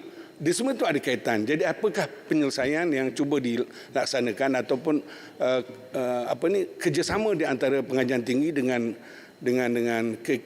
Kementerian Pendidikan untuk dapatkan guru yang memeriksa tu, dia tentu ada tekanan disebabkan oleh nak cepatkan keputusan, nak dapatkan untuk kemasukan ke universiti. Jadi apakah langkah-langkah yang diambil untuk memastikan peperiksaan di kalangan guru yang menjawab soalan peperiksaan SPM, STPM dan juga STAM dapat dibuat dengan jangka masa yang sangat sesuai untuk dapat keputusan dan masuk ke peringkat universiti. Baik, terima kasih Menteri. Terima kasih Tuan Yang Dipertua, terima kasih Yang Berhormat di atas keprihatinan yang cukup tinggi. Saya ambil maklum pandangan Yang Berhormat tadi. Sebagaimana yang saya sebutkan tadi Yang Berhormat, penjajaran telah pun bermula pada tahun ini lagi. Maknanya persiapan dan rancangan kita untuk kembali kepada Januari ini telah bermula pada tahun ini lagi. Jadi sebab itu segala isu-isu yang Berhormat sebut tadi telah pun berada dalam lingkungan dan radar pemantauan kami untuk memastikan kebajikan guru-guru ini sentiasa dijaga. Tidak kira guru lelaki maupun guru wanita. Terima kasih Yang Berhormat. Terima kasih. Ya, Kuliah Bandar Baru, seorang guru. Terima kasih Tuan Yang Dipertua. Kerana beri ruang pada saya pada ini untuk bertanya soalan tambahan. Terima kasih kepada KPM yang telah merancang untuk kembalikan sesi sekolahan kepada Januari. Kerana agak sukar bagi guru untuk merancang sesi persekolahan yang ada 2 tahun. Kan? Tahun 23 dan 24. Kerana membuat buku perancangan agak sukar. Kerana saya juga bekas guru yang mentadbir di sekolah, agak sukar untuk membuat perancangan sekiranya ada 2 tahun. Dan juga kepada ibu bapa juga agak sukar kerana mereka menganggap permulaan persekolahan ada 2. Januari pun mereka menganggap permulaan sekolahan dan mereka minta bantuan daripada Yang Berhormat, dan juga MAS pun menganggap bahawa permukaan sekolahan dan minta bantuan daripada Yang Berhormat. Kan, malangnya kami tidak ada peruntukan. Minta-mintalah PMX bagilah kan sikit walaupun tak banyak. Jadi persoalan saya, Yang Berhormat, terima kasih, yang adakah perancangan daripada KPM iaitu untuk mengurangkan ataupun menotakkan sekolah-sekolah yang ada 2 sesi. Kan, sesi pagi dan juga sesi petang. Yang masih banyak lagi di kawasan saya, masih banyak lagi. Masalah yang timbul sekarang ialah apabila mereka ditempatkan di sekolah yang ada 2 sesi, anak mereka ditempatkan di sekolah yang ada 2 sesi, mereka banyak datang merayu supaya tak nak ke sekolah yang 2 sesi sebab kadang-kadang kakak sesi pagi, adik sesi. Yang Berhormat, yang tu latar belakang panjang sangat soalan ni apa dia? Tak apa, baru main hari ni, bagilah masa Ustaz. Ya. Okey, yang kedua iaitu saya nak bertanya tentang kepada KPM, apakah tindakan KPM kepada sekolah jenis kebangsaan Cina yang tiada murid Cina? 100% pelajar Islam, adakah kita masih nak meneruskan dengan sekolah itu ataupun apakah tindakan KPM? Yang seterusnya, saya sebagai bekas warga pendidik, 10 perkara yang diberikan oleh menteri baru ni saya rasa tidak membantu sangat kepada guru-guru yang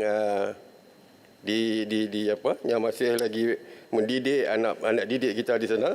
Dan seterusnya, bilakah keputusan SPM yang baru ni akan dikeluarkan kerana terlalu lambat? Terima kasih. Silakan Menteri. Terima kasih Yang di-Pertua. Saya cuma nak jawab soalan yang terkait rapat dengan soalan asal. Saya rakamkan ucapan terima kasih kepada pandangan-pandangan tersebut. Namun demikian, saya ingin tegaskan begini. Pemantauan, lisesi libat urus dan komitmen KPM untuk memastikan sekolah selesa dan anak-anak murid serta guru selesa ini sentiasa menjadi keutamaan kita. Sebab itu kita ada unjuran-unjuran Yang Berhormat dan juga daripada pemantauan daripada JPN dan PPD berkaitan dengan isu-isu berkaitan dengan kebajikan dan juga kondusifnya sekolah tersebut untuk anak-anak kita. Jadi saya mohon pada Yang Berhormat, jika ada terdapat aduan-aduan tersebut dikemukakan kepada PPD dan JPN untuk tindakan kami selanjutnya. Terima kasih Yang Berhormat. Terima kasih. Saya jemput satu lagi Datuk Wira Datuk Wira Hajah Mas Armiyati binti Samsudin, Masjid Tanah. Terima kasih Tuan Yang Dipertua. Soalan saya nombor 4. Terima kasih Sila Menteri. Terima kasih Yang Berhormat dan Tua. Terima kasih Yang Berhormat Masjid Tanah. Untuk makluman Yang Berhormat, pelaksanaan RFID ini adalah bertujuan untuk melancarkan transaksi bayaran tol dan melancarkan perjalanan pengguna di Plaza Tol selaras dengan perkembangan teknologi semasa. Dalam proses kerajaan menambah baik dan memantapkan sistem ini dari semasa ke semasa, kita akui berlaku sedikit kekurangan terutama dari sudut teknikal. Bagi mengatasi masalah ini, pihak kementerian melalui Lembaga Lebuh Malaysia, LLM, telah meminta agar syarikat pengendali lebuh raya untuk membuat pelarasan lebih kerap di lorong-lorong RFID agar kecekapan dapat ditingkatkan di samping membuat hebahan kesedaran kepada pengguna agar mempunyai baki yang mencukupi semasa melalui Plaza Tol. Saya juga turut ingin menyarankan supaya pengguna lebuh raya lebih peka dan bersedia untuk menyemak baki e-wallet sebelum memulakan perjalanan bagi memastikan tiada gangguan semasa melakukan transaksi bayaran tol. Untuk makluman Ahli Yang Berhormat juga, selaras dengan hasrat kerajaan bagi melaksanakan sistem kutipan tol secara multi-lane fast flow MLFF pada tahun 2025, mod pilihan pembayaran kepada pengguna akan dipelbagaikan dan tidak terhad kepada satu skim penyedia pembayaran sahaja seperti sekarang, dan ini secara tidak langsung akan membantu pengguna mengatasi isu kekurangan baki sewaktu melalui gantri tol dan seterusnya melancarkan pergerakan pengguna lebuh raya. Buat masa ini, pihak kerajaan sedang memperhalusi kaedah pelaksanaan sistem MLFF ini bagi memberikan kesesuaian yang terbaik kepada pengguna lebuh raya. Terima kasih. Terima kasih. Mas Zainal. Terima kasih Yang Berhormat Timbalan Menteri di atas jawapan tersebut, dan kita tahu bahawa mekanisme RFID ini adalah untuk untuk jadikan laluan tol tanpa henti. Tapi pagi tadi Yang Berhormat, kebetulan sewaktu saya nak ke Parlimen pagi tadi, sewaktu saya lalu, tuan boleh cek di tol Sentul Pasar jam 29 pagi, 29 AM pagi, terdapat 2 biji kereta yang terkial-kial. Dia terpaksa sampaikan kita seluruh, saya bercerita dengan Hulu Terengganu. Hulu Terengganu dia kata RFID ini bukannya radio frequency identification, tapi reverse forward insya-Allah detect. Yang mana ini mungkin berlaku tempat lain. Soalan saya, adakah pihak KKR ada lakukan audit ataupun tinjauan secara berkala ataupun secara rawak di semua lorong tol RFID yang ada di Malaysia, termasuk 12 lorong yang baru dilaksanakan, bagi melihat kecekapan sistem ini secara berkala, memandang ianya terlalu banyak rungutan yang disuarakan oleh pengguna terhadap sistem ini. Tadi Yang Berhormat kata berlaku adanya penyelarasan, tetapi Yang Berhormat tidak menyebut adanya tinjauan ataupun adanya tinjauan ataupun secara berkala, secara rawak. Dan yang kedua, adakah kerajaan bercadang untuk menggunakan sistem RFID ini sebagaimana yang ada di negara lain dengan sistem multi lane free flow, iaitu tol tanpa palang yang bagi membolehkan aliran trafik secara terus, tak payah ada palang pun. Maksudnya angkatlah palang tu, tak payah, berjalan terus je. Sekian, terima kasih. Sila Menteri. Terima kasih Yang Berhormat Ketua. Sebenarnya memang kita sedar bahawa keadaan tersebut saya sendiri pun berlaku sebenarnya, Yang Berhormat. Di Sentul juga sebenarnya saya berlaku. Jadi sebenarnya bila kita sedar perkara ini, maka kita telah membentangkan beberapa perkara ke Kabinet melalui Yang Berhormat Menteri saya lah, sebab saya tak masuk Kabinet. Jadi kita dah bentangkan dan secara lisannya telah bersetuju untuk kita melaksanakan MLFF. Dan sebenarnya dari segi RFID ini memang sentiasa kita pantau dan kita sedar kelemahan tersebut. Dan sebagaimana yang dikatakan oleh Yang Berhormat sebentar tadi, bahawa lebuh raya yang akan melaksanakan OPTS berdasarkan adalah 12 tempat tersebut, dan kita dah tambah pun lorong tersebut. Tetapi untuk kita membuka palang seperti untuk MLFF yang akan kita laksanakan menjelang hujung 24 ataupun 25, kita tidak dapat laksanakan kerana ia dari segi sudut perundangan dan juga banyak perkara-perkara yang perlu kita lakukan apabila kita membuka palang tersebut seperti nak kita laksanakan di RFID. Jadi sistem ini sebenarnya kita memerlukan masa sedikit saja lagi, dan kita dah membuat beberapa kajian. Dan saya percaya pun Yang Berhormat Menteri saya sepatutnya menjawab soalan pagi ini dijemput segera oleh Yang Berhormat Menteri, mungkin untuk membincangkan MLFF ini juga sebenarnya. Sebab itu serahkan kepada saya untuk menjawab, dan kita cuba laksanakan sebaik mungkin. Sebab itu kita dah cuba untuk 12 tempat yang Berhormat katakan sebentar tadi, dan ada keberkesanan apa yang dinyatakan oleh Yang Berhormat sebentar tadi. Terima kasih Yang Berhormat Ketua. Baik, terima kasih. Akronim tu pun jangan tukar balik ya. Dia bagi akronim yang baru tadi. Baik, saya jemput Kota Melaka. Terima kasih Datuk Speaker. Soalan tambahan saya kepada Timbalan Menteri.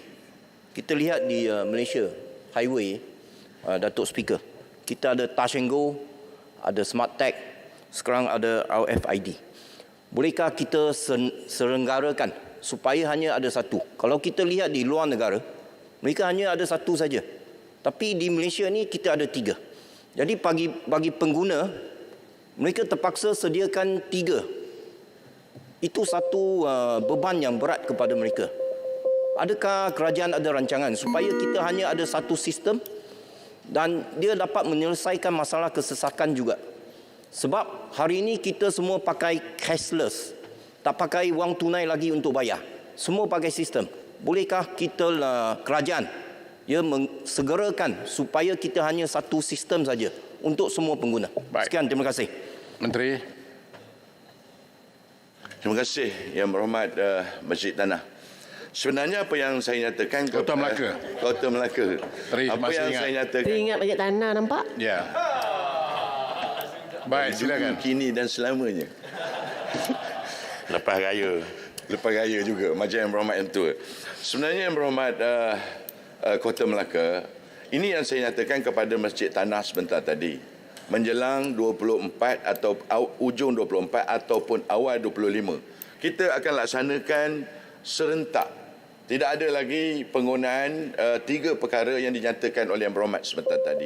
Sebab kita dapati bahawa smart tag hanya boleh digunakan untuk bersamaan dengan smart tag saja. Kalau umpamanya berlaku sedikit masalah ketika itu, maka kita boleh gunakan smart tag. Tetapi perlu yang dinyatakan oleh seperti Masjid Tanah terpaksa mengundurkan kereta. Jadi kita ke depan semula untuk letakkan ini touch and go. Jadi apabila kita laksanakan sistem MLFF ini, ia tidak lagi perlu sebenarnya. Kita tidak ada palang lagi. Kita akan boleh terus saja menyumbat gol kosong palang tersebut. Jadi kita terus akan masuk melalui lorong tersebut. Walaupun kita tidak mencukupi kewangan, kita boleh melaluinya. Tetapi apabila kita top up, akan diambil kembali kewangan tersebut. Dan sekiranya tidak bayar, kita akan bawa dalam perbincangan yang sedang laksanakan, yang masih belum saya sebutkan dalam Dewan Parlimen ini. Terima kasih, Yang Berhormat Yang Bertuah. Baik, terima kasih. Libaran tidak ada dalam Dewan. Saya jemput seterusnya Datuk Dr. Alias bin Razak, Kuala Nerus. Terima kasih Datuk Yang Bertuah. Soalan saya nombor 6. Sila Menteri. Terima kasih Yang Dipertua.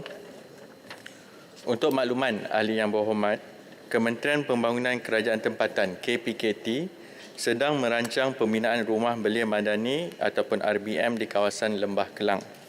Inisiatif RBM adalah inisiatif kerajaan dalam penyediaan perumahan secara transit untuk golongan belia yang berumur bawah 35 tahun dan ke bawah untuk mendiami rumah tersebut bagi suatu tempoh yang dirasakan cukup sehingga mereka dapat mengukuhkan kedudukan kewangan dan seterusnya memiliki kediaman sendiri.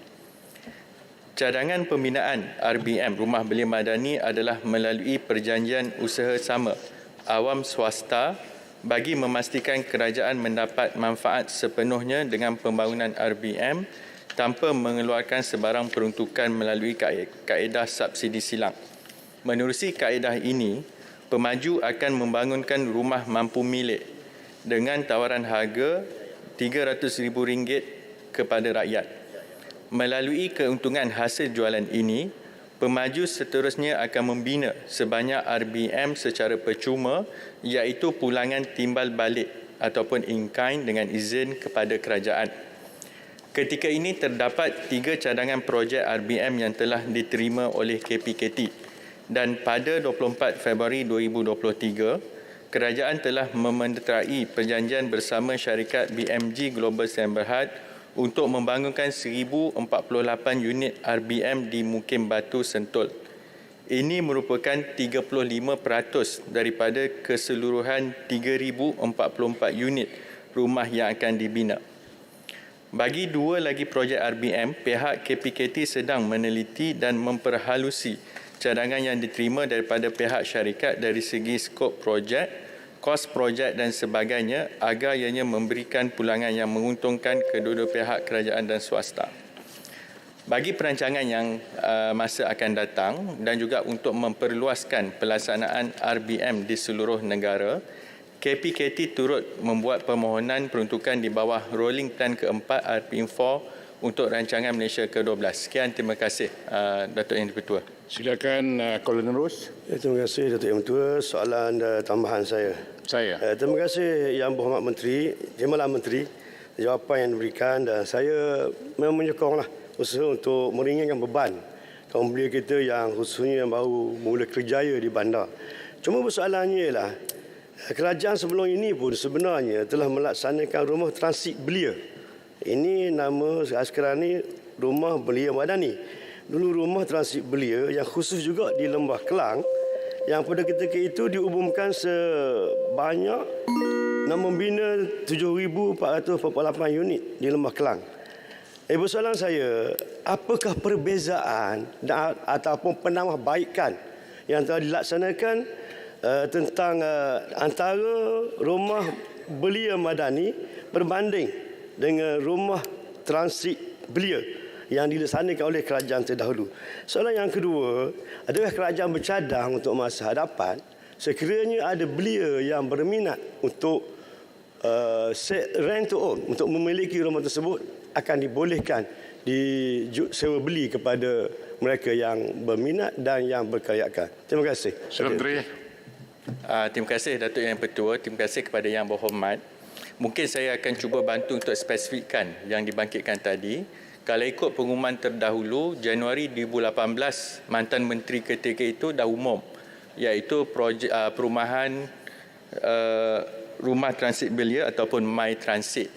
Kemudian tahun 2021 diumumkan sekali lagi oleh mantan juga berkenaan dengan cadangan perumahan transit belia. Bezanya Datuk Yang Pertua, kedua-dua pengumuman itu tidak berlaku apa-apa.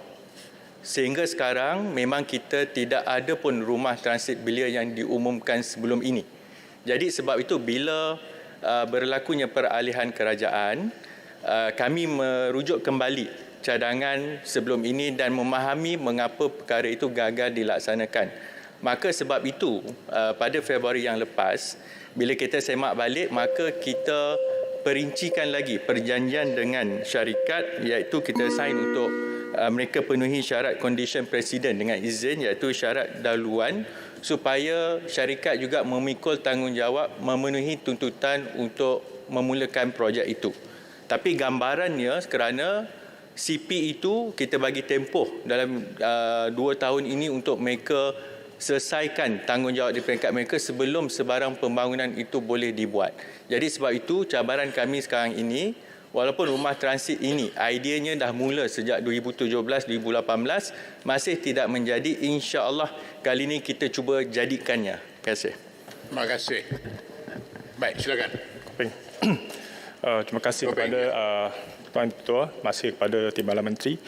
Saya ingin bertanya kepada Timbalan Menteri bahawanya kita maklum bahawanya dalam negara kita ada banyak skim-skim perumahan yang sedia ada. Ada yang berbentuk dalam SPV, ada yang dibina oleh Prima, ada yang dimajukan oleh pihak agensi kerajaan negeri dan sebagainya. Dan bermacam-macam skim-skim perumahan diamalkan. Soalan saya adalah, adakah kerajaan akan mengkaji semula dasar perumahan negara yang mana telah pun kita nampak mungkin ada ruang untuk ditambah baik untuk kita selarikan dengan konsep madani yang di bawah kerajaan perpaduan yang baru. Terima kasih. Baik, terima kasih Menteri. Terima kasih Yang Pertua, terima kasih Yang Berhormat. Bagi skim-skim yang ditawarkan oleh kerajaan, pada dasarnya kita ada skim yang berbeza untuk memenuhi keperluan yang berbeza. Sebagai contoh, PPR, Projek Perumahan Rakyat itu dibina spesifiknya untuk membantu kumpulan B40 ada tempat berteduh. Kemudian untuk syarikat sebagai Prima sebagai contoh, lebih menumpukan kepada M40 dan sebagainya lah, termasuk di bawah SPNB kita ada rumah mesra rakyat. Tetapi seperti Yang Berhormat sebutkan itu, bila berlaku perbezaan skim, maka mungkin berlaku tidak efisien. Ada kumpulan yang tersisih ataupun terpinggir, dan juga dari segi holistiknya juga sama ada dasar-dasar kerajaan ini memenuhi keperluan rakyat di bawah. Sebagai contoh, Yang Berhormat lain pun ada bangkitkan untuk kumpulan sebagai contohnya pekerja estate dan sebagainya. Tetapi untuk kita meneliti dasar perumahan negara itu memang ada keperluan yang sangat. Sebab salah satu isu yang dibangkitkan itu sebagai contoh harga rumah dari segi kedudukan dan sebagainya. Cuma komitmen daripada kementerian memang kita sedang menilai, menyemak kembali dasar perumahan negara. InsyaAllah segala maklum balas seperti mana Yang Berhormat bangkitkan itu kita akan teliti kembali. Terima kasih Datuk Yang Pertua. Terima kasih. Sekarang saya jemput Tuan Azli bin Yusof Shah.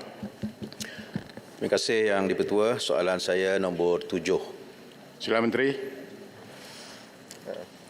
Tuan Yang di-Pertua, untuk maklumat ahli Yang Berhormat, Kementerian Belia dan Sukan sentiasa memberikan perhatian kepada golongan belia terutama di kawasan luar bandar untuk terus mengamalkan gaya hidup sihat dan aktif di samping dapat mengenal pasti bakat yang berpotensi dalam bidang sukan.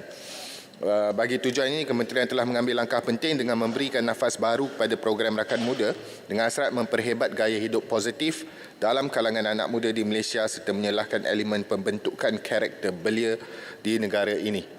Dalam lapangan sukan pula, KBS telah melaksanakan program dikenali sebagai Inspire I Talent dan Inspire I Train yang bertujuan menyelahkan potensi dan bakat baru dalam kalangan anak muda OKU di negara ini dan turut merangkumi belia-belia OKU luar bandar. Program ini dilaksanakan di seluruh negara dengan sasaran penyertaan seramai 450 orang dan melibatkan kos sebanyak RM165,000. Kementerian turut memberikan fokus kepada pembangunan sukan melibatkan belia di luar bandar melalui penganjuran program seperti Aktif at Sukan Luar Bandar. Program serampang dua mata ini bermatlamat untuk meningkatkan kesedaran mengenai gaya hidup sihat serta berkeupayaan mencungkil bakat baru. Program ini melibatkan penganjuran pertandingan seperti futsal, bola jaring, bola sepak, bola tampar dan sukan-sukan rakyat. Bagi tahun ini, program Aktif at Sukan Luar Bandar menyasarkan sebanyak 3,000 penyertaan melibatkan penganjuran di Sabah, Kelantan, Kedah, Perak, Sarawak dan Negeri Sembilan dengan kos keseluruhan RM120,000. Bagi soalan yang kedua, selaras dengan hasrat gagasan Malaysia Madani yang telah diperkenalkan oleh kerajaan, KBS juga telah memberikan nafas baru pada pelaksanaan pelbagai program utama melibatkan belia di negara ini dengan tujuan untuk memberikan pendedahan mengenai gagasan ini supaya mereka dapat menjiwai dasar baru kerajaan perpaduan. Semua inisiatif terkini yang dilaksanakan ini amat dekat dengan 6 nilai teras gagasan Malaysia Madani: kemampanan, kesejahteraan, daya cipta, hormat, keyakinan dan ihsan. Untuk makluman ahli yang berhormat, satu fokus penting Kementerian terhadap aspek pembangunan belia pada tahun ini ialah memberikan inisiatif rakan muda demi memastikan anak muda di negara ini mengisi masa dengan aktiviti bermanfaat serta mengamalkan gaya hidup positif.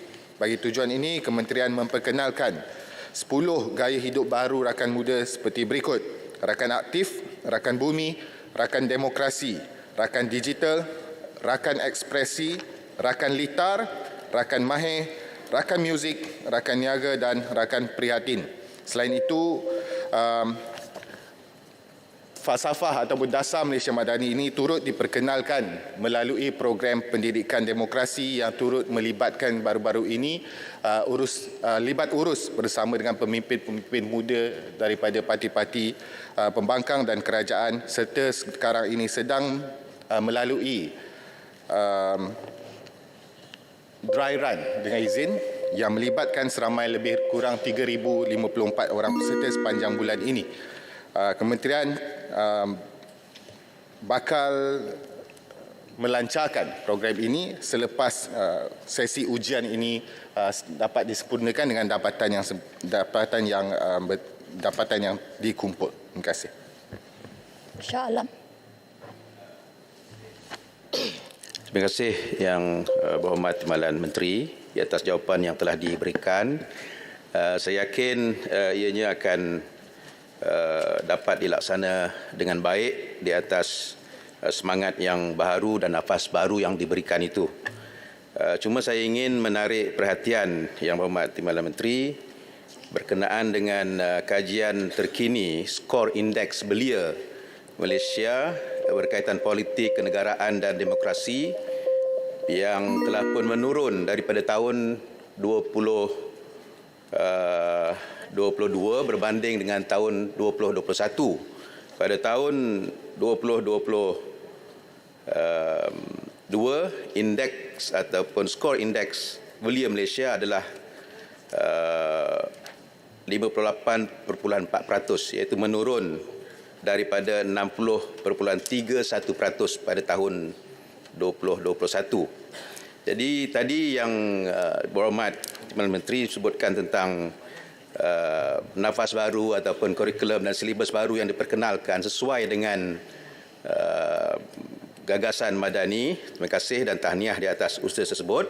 Cuma saya ingin menyarankan kepada kementerian, Ringkaskan soalan. Ini yang akhir ni, agar memperluaskan program-program itu ke peringkat parlimen dengan kolaborasi NGO yang banyak datang kepada kami di peringkat parlimen untuk menawarkan diri mereka untuk bersama-sama menyahut seruan kerajaan khususnya bagi membangunkan belia yang ada dalam negara kita ini. Jadi saya ingin bertanya, adakah usaha ini akan turut diberikan perhatian dan disambut oleh pihak kementerian? Terima kasih. Terima kasih Yang Berhormat. Saya jawab begini. Untuk bahagian sukan, itu sekali di parlimen-parlimen yang diwakili oleh ahli-ahli berhormat boleh berhubung dengan pejabat belia dan sukan, Jabatan Belia dan Sukan Daerah, di mana kita terbuka untuk menganjurkan mana-mana aktiviti dan penganjuran yang melibatkan golongan belia dan juga melibatkan aktiviti sukan. Manakala bagi isu pendidikan demokrasi seperti yang dibangkitkan soal memperkenalkan gagasan Malaysia Madani, kita sekarang ini masih berada dalam proses untuk memastikan program yang bakal dilaksanakan secara sepenuhnya tidak lama lagi ini dapat dilaksanakan dengan adil dan juga dapat dilaksanakan dengan berkesan. Pembangunan modul tersebut mengambil masa supaya ianya dilihat tidak sekadar untuk menjadi alatan atau alat doktrinisasi kerajaan, sebaliknya bagi memastikan golongan belia dapat menghayati prinsip-prinsip dan juga dasar-dasar yang diperkenalkan melalui Malaysia Madani dan juga prinsip-prinsip demokrasi yang diamalkan dalam negara berlandaskan pada ideologi kebangsaan iaitu rukun negara. Sedikit tambahan, kita juga bersedia untuk mengadakan kerjasama dengan setiap parlimen dan juga mana-mana agensi sama ada di bawah kerajaan persekutuan maupun kerajaan negeri. Kerana ia adalah sebuah modul dan juga sebuah program yang dibangunkan bertujuan untuk membangunkan sebuah generasi dan golongan belia yang bakal menjadi pewaris kepada terutama sekali kepimpinan negara. Terima kasih Yang Berhormat. Yang Berhormat Kanga. Terima kasih Tuan Pertua, sahabat-sahabat ahli parlimen. Isu sukan. Jadi pencapaian kontingen Malaysia dalam sukan SEA amat membimbangkan. Sekadar 34 pingat emas. Sedangkan negara-negara lain jauh meninggalkan Malaysia. Saya beri contoh Vietnam lah. Vietnam 136 pingat emas. Kemboja pun 81 pingat emas. Jadi ini bermakna aspirasi kerajaan untuk belia nampak kurang berjaya. Jadi soalan saya ialah, adakah kerajaan, saya tak fokus kepada KBS saja, saya fokus kepada kerajaan, mungkin Kementerian Kewangan dan sebagainya, adakah kerajaan sudah bersedia untuk mengambil tindakan drastik untuk memulihkan kembali mutu sukan negara, khususnya mendorong golongan belia untuk cemerlang dalam bidang sukan? Terima kasih. Terima kasih Yang Berhormat Kanga. Sebenarnya bagi saya soalan sedikit tidak terkait dengan apa yang dibangkitkan oleh Shah Alam. Namun bagi menjawab, sekurang-kurangnya pada peringkat sekarang, yang pertama kita akui bahawa perlu banyak penambahbaikan, terutama sekali daripada segi pengurusan badan-badan sukan tersebut. Persatuan-persatuan sukan telah pun digesa untuk melakukan banyak pembaharuan, terutama sekali daripada segi pendekatan dalam pembangunan atlet, sama ada di peringkat akaumbi maupun di peringkat prestasi tinggi yang telah pun mewakili negara. Kerajaan sentiasa mengambil sikap bahawa kita tiada halangan untuk memastikan cadangan-cadangan dan saranan-saranan yang dikeluarkan oleh semua pihak yang berkepentingan, pemegang-pemegang taruh sukan ini kita raikan. Namun ia tidak dapat berjaya kalau hanya disulami dengan kritikan namun tidak ada kerjasama yang baik, terutama daripada persatuan-persatuan sukan. Di peringkat akaumbi, seperti yang diterangkan tadi, kita menggalakkan lebih banyak lagi penganjuran aktiviti sukan yang melibatkan rakyat sesuai dengan antara matlamat utama oleh Kementerian Belia dan Sukan pada tahun ini, pada penggal ini, iaitu merakyatkan sukan supaya dapat dinikmati dan dapat dijalankan di semua peringkat tanpa mengira latar. Ini adalah antara komitmen oleh Kementerian Belia dan Sukan dan saya percaya mewakili juga hasrat kerajaan ini. Saya jemput Dato' Azman bin Nazruddin Padang Serai. Assalamualaikum warahmatullahi wabarakatuh. Terima kasih Yang Berhormat Speaker. Saya mohon jawapan nombor 8. Terima kasih Yang Berhormat Padang Serai. Tuan Yang di-Pertua,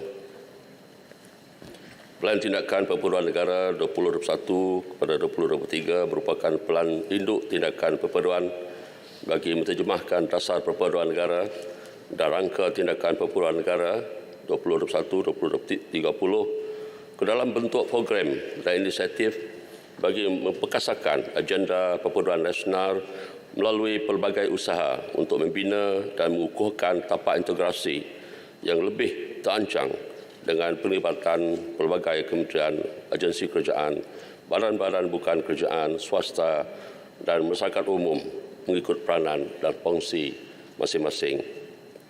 Bagi menyokong hasrat Malaysia Madani, kementerian ini turut menghasilkan kerangka dengan konsep perpaduan dalam kepelbagaian yang akan menjadi rujukan kepada Kementerian Perpaduan Negara bagi melaksanakan program dan aktiviti ke arah melahirkan masyarakat Madani dalam kalangan rakyat berbilang kaum. Kembara Perpaduan Malaysia Madani merupakan program flagship yang menerjui inisiatif di bawah agenda perpaduan nasional dengan matlamat menyebarluaskan pengetahuan, kefahaman dan penghayatan terhadap usaha-usaha kerajaan membangunkan Malaysia Madani. Kembara Perpaduan Malaysia Madani mempunyai 3 kluster yang besar yang dipaksikan kepada pencapaian objektif dasar perpaduan negara melalui pelibatan dan kerjasama semua pihak, termasuk pemimpin, agensi kerajaan, pihak swasta, NGO dan sebagainya. 3 kluster besar tersebut adalah semarak perpaduan. Pertamanya adalah semarak kenegaraan. Program ini adalah untuk meningkatkan pengetahuan, kepahaman dan penghayatan tentang cita-cita dan prinsip rukun negara serta sejarah ketamadunan negara bagi mengukuhkan jati diri dan semangat cintakan negara dalam kalangan semua lapisan masyarakat. Kedua adalah semarak perpaduan. Program ini adalah untuk menyemarakkan semangat perpaduan dalam kalangan masyarakat berbilang kaum, agama dan budaya bersesuaian dengan konsep perpaduan dalam kepelbagaian. Program-program adalah untuk memupuk keharmonian masyarakat melalui detik-detik perpaduan, moment of unity, seperti sambutan Minggu Perpaduan. Ketiga adalah komuniti rahmah. Program ini dirangka bagi membina komuniti yang mampan dan rahmah, khususnya dalam kawasan rukun tetangga, yang menjunjung tinggi nilai-nilai kemanusiaan dengan saling menghormati, mengasihi dan menghargai melalui penggelembingan tenaga semua pihak, Kementerian Perpaduan Negara, agensi dan sebagainya. Berdasarkan kepada kerangka yang telah dihasilkan, program utama yang telah dilaksanakan baru-baru ini adalah sambutan Minggu Perpaduan yang telah diadakan di seluruh negara pada 20 hingga 28 Mei 2023 dan telah disempurnakan oleh Duli Yang Maha Mulia Seri Paduka Baginda Tuanku di Kuching pada 21 bulan Mei tahun ini. Dan kerjasama dan kesepakatan daripada semua golongan masyarakat tanpa mengira fahaman dan ideologi dalam pelaksanaan dasar dan pelan tindakan ini amat penting bagi memastikan usaha memupuk budaya toleransi dan semangat perpaduan dalam kalangan masyarakat dapat dicapai. Sekian, terima kasih. Padang Serai. Terima kasih jawapan Yang Berhormat Menteri. Jadi soalan tambahan saya adalah, apakah pendirian kerajaan berhubung matlamat yang digariskan iaitu berdasarkan wawasan kemakmuran bersama 2030 dalam pelan tindakan ini, dan apakah dasar ini akan dijajarkan dengan Trust Malaysia Madani? Terima kasih, Yang Berhormat. Memang itulah hasrat kita, dan sebab itu apabila konsep Malaysia Madani diahamkan oleh Perdana Menteri baru-baru ini, kita dalam kementerian ini pun telah mengadakan kerangka Malaysia Madani yang merangkumi kesemua nilai-nilai madani yang telah disebutkan, dan bagi kita di Kementerian Perpaduan Negara, fokus kita adalah pada fokus utama kebudayaan, kemasyarakatan, pendidikan, of course, dengan lain-lain. Di dalam kerangka ini yang disebutkan tadi, kita mengadakan semua inisiatif dikumpulkan ke dalam 3 program yang besar yang saya telah sebutkan tadi, iaitu Semarak Kenegaraan, Semarak Perpaduan dan Rahmah dan Komuniti Rahmah. Terima kasih. Saya jemput Tuan Kesabah Anak Lelaki Subramaniam, Sungai Siput. Terima kasih Puan Speaker. Soalan Sungai Siput nombor 9.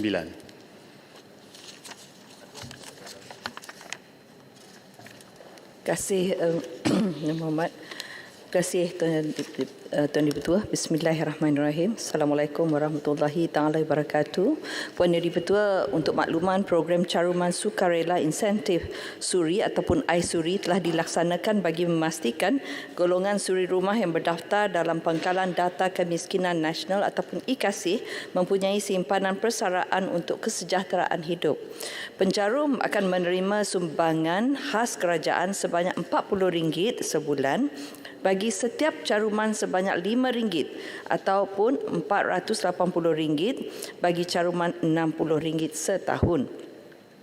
Skim ini bertujuan menggalakkan suri rumah menabung secara sukarela menerusi kumpulan wang simpanan pekerja iaitu KWSP, iaitu sebuah agensi di bawah seliaan Kementerian Keuangan dan juga sebagai tanda penghargaan kerajaan kepada sumbangan suri rumah dalam pembangunan negara.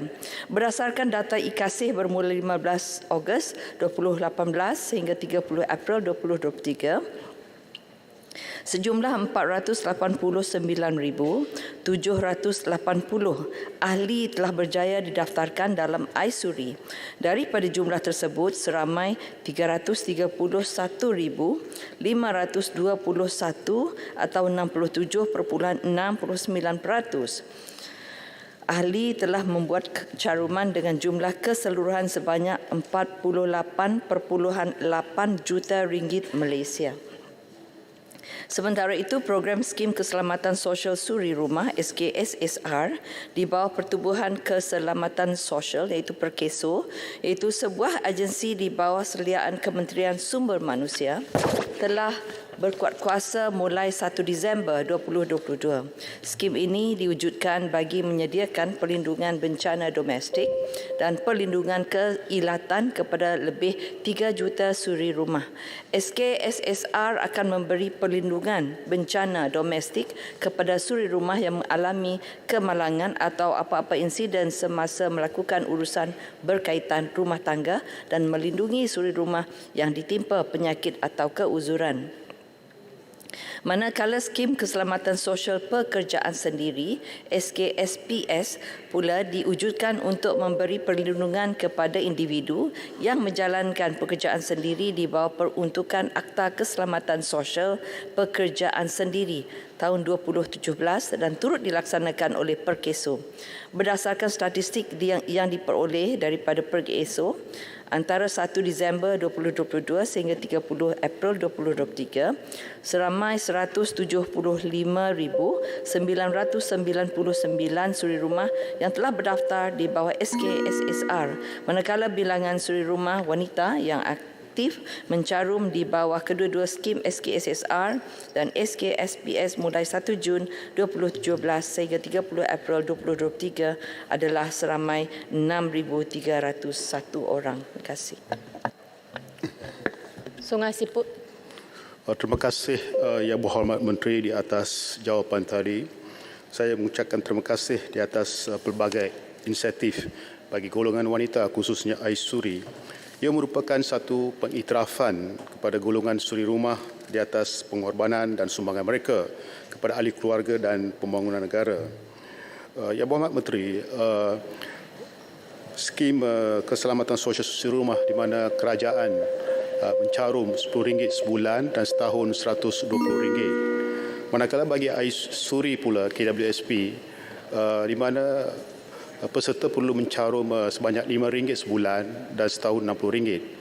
Di mana kalau mengikut data, masih lagi ramai yang dikategorikan layak untuk mencarum KWSP, iSuri, tetapi disebabkan kekangan kewangan, beban keluarga yang lain, mereka masih tidak mampu. Soalan saya, apakah kerajaan akan mengambil inisiatif untuk mencarum sebanyak RM5 bagi iSuri yang telah dikategorikan sebagai golongan miskin? Bagi kawasan Parlimen Sungai Sipul lah umpamanya, pada tahun lalu saya sebagai ahli Parlimen mengambil inisiatif sendiri untuk mencarum kepada 650 peserta yang dikategorikan dalam senarai e-Kasih sebanyak RM39,000. Sekian, terima kasih. Terima kasih Yang Berhormat. Kalau saya tak salah faham dari segi dari soalan Yang Berhormat tadi, sebenarnya kalau kita bandingkan program caruman sukarela insentif SURI iaitu iSURI itu, ia adalah berbentuk simpanan, dan yang skim keselamatan sosial rumah iaitu SKSSR tadi di bawah Perkeso, ia lebih berbentuk perlindungan insurans. Maka kalau Yang Berhormat nak membantu mereka di bawah Parlimen Yang Berhormat untuk membantu itu, saya mengucap tahniah lah. Sebab kalau Yang Berhormat, kalau dia dibantu RM5, bermakna dia ada tambahan oleh kerajaan RM40, maka setahun dia dapat RM60. Maka kalau kerajaan tambah dia dapat RM480, maka ia menguntungkan dari segi membantunya. Maka inilah satu, saya rasa saya perlu pujilah Yang Berhormat punya inisiatif itu. Inilah cara yang terbaik. Tapi memang kerajaan banyak mempunyai skim-skim yang lain, dan oleh kerana kita bercakap mengenai wanita di sini, maka saya boleh hanya menyentuh dari sudut wanita saja. Yang lain tu kerana sebenarnya program ini di bawah, kalau itu tadi di bawah Perkeso dan juga di bawah KWSP. Dan saya hanya bertugas untuk mempromosi program-program ini bagi membolehkan lebih ramai wanita untuk mencarum dalam skim ini. Ya, terima kasih. Yang Berhormat Tumpat. Terima kasih, Tuan Ketua. Soalan tambahan saya, adakah kerajaan bercadang untuk mewajibkan skim ini kepada golongan suami yang berkemampuan? Kerana setakat yang kita fahamkan, kedua skim ini adalah sukarela dan efeknya sangat bagus. Jadi adakah kerajaan bercadang untuk mewajibkan kepada suami yang berkemampuan? Dan yang kedua, adakah kerajaan bercadang untuk menubuhkan jabatan khas bagi pengendalian segala isu yang berkaitan dengan suri rumah? Kerana memandangkan hari ini banyak isu-isu yang kita boleh bangkit dan bangunkan, terutama kepada golongan ini. Terima kasih. Terima kasih Yang Berhormat. Setakat ini kalau nak ditanya dari segi mewajibkan, bagi saya belum mendapat maklumat tersebut. Melalui perbincangan saya tidak adalah. Tetapi kalau ada nak membantu mereka, kita ni ada program KWSP dan juga Perkeso, dia mempunyai program yang lain. Perkeso tu untuk pekerja, dan mereka dan sekarang ini mereka juga dia extend dengan izin kepada program-program untuk mereka yang bekerja di rumah sahaja. Maka sebab itu mereka boleh mencarum untuk mereka sendiri. Saya sebelum ini saya menganjurkan program yang dinamakan My Kasih Capital. Ini untuk wanita, ya. My Kasih Capital, di mana di situlah kita membawa Perkeso untuk menerangkan kepada wanita-wanita yang menjadi peserta kepada program My Kasih Capital itu, untuk menggalakkan mereka supaya mereka mencarum. Kerana apabila mereka mencarum RM120 setahun, maka ianya boleh membantu mereka kalau berlaku apa-apa di rumah. Mereka bekerja di rumah, bukan bekerja dengan sesiapa, tetapi sendiri saja sebagai orang yang menjalankan tugas kerja di rumah sendiri, maka mereka boleh claim dengan izin menuntut daripada Perkeso kalau berlaku apa-apa. Untuk yang lelaki tadi setakat ini belumlah lagi ada, tetapi program itu memang ada kalaulah kita kiranya anak dia nak mencarum untuk dia. Tapi itu urusan perlu diuruskan dulu, tanya dulu dengan pihak KWSP. Dan kedua-dua KWSP dan Perkeso, kedua-duanya cuba nak membantu rakyat melalui apa juga skim yang mereka ada. Ya, terima kasih. Speaker boleh soalan ringkas. Saya jemput Datuk Haji Ahmad Mazuk bin Sa'ari, Pengkalan Cepah. Assalamualaikum warahmatullahi wabarakatuh. Terima kasih Datuk Yang di-Pertua. Soalan saya nombor 10. Terima kasih Tuan Ketua. Terima kasih Yang Berhormat di atas soalan berkaitan dengan pendidikan yang ditawarkan bagi sekolah teknik, vocational dan TVET. Suka cita saya ingin maklumkan Yang Berhormat, Kementerian Pendidikan Malaysia sentiasa komited untuk menyediakan program ditawarkan di sekolah college vocational dan sekolah menengah teknik. dengan permintaan sektor pekerjaan terkini seterusnya meningkatkan kadar kebolehpasaran murid. Untuk makluman yang berhormat, saya sangat bangga untuk memaklumkan di Dewan Yang Mulia ini bahawa dari segi kebolehpasaran graduan College Vocational KPM memang mencapai sehingga 98-99%, ya, dan ini telah menunjukkan bahawa mereka memang mempunyai kelayakan, kepakaran dan juga kebolehpasaran yang tinggi dalam pasaran pekerjaan sedia ada. Untuk makluman yang berhormat, dalam konteks kita memastikan bahawa graduan KV dan juga pelajar KV dan juga sekolah menengah teknik ini sentiasa menjadi ataupun mengikuti perkembangan teknologi terkini. Kita telah pun tambah nilai dalam melalui sukatan-sukatan yang baru, sebagai contoh dengan izin smart farming, artificial insemination dan Internet of Things yang pada ketika ini memang berupaya untuk meningkatkan pengetahuan murid terhadap teknologi terkini. Dalam masa yang sama, KPM juga akan memastikan bidang-bidang pilihan seperti cosmetology, iaitu bidang kosmetik, seni reka fashion, kulineri, bakery dan pastry serta pendidikan awal kanak-kanak sentiasa dikemas kini dan ditambah baik selaras dengan perkembangan semasa. Untuk makluman yang berhormat, dalam kunjungan saya baru-baru ini ke College Vocational Bacok misalnya, telah memperlihatkan pelbagai kepakaran dan juga kemampuan anak-anak ini untuk meneroka bidang-bidang keusahawanan dan juga bidang-bidang kepakaran tertentu. InsyaAllah pada tahun hadapan, College Vocational Bacok akan memulakan operasi restoran mereka sendiri untuk memenuhi keperluan rakyat di Bacok. KPM juga sentiasa memastikan graduan KV ini dapat terlibat dalam bidang keusahawanan, termasuk juga menyediakan pelajaran khusus dan yang wajib, kemudian menawarkan program-program berkaitan.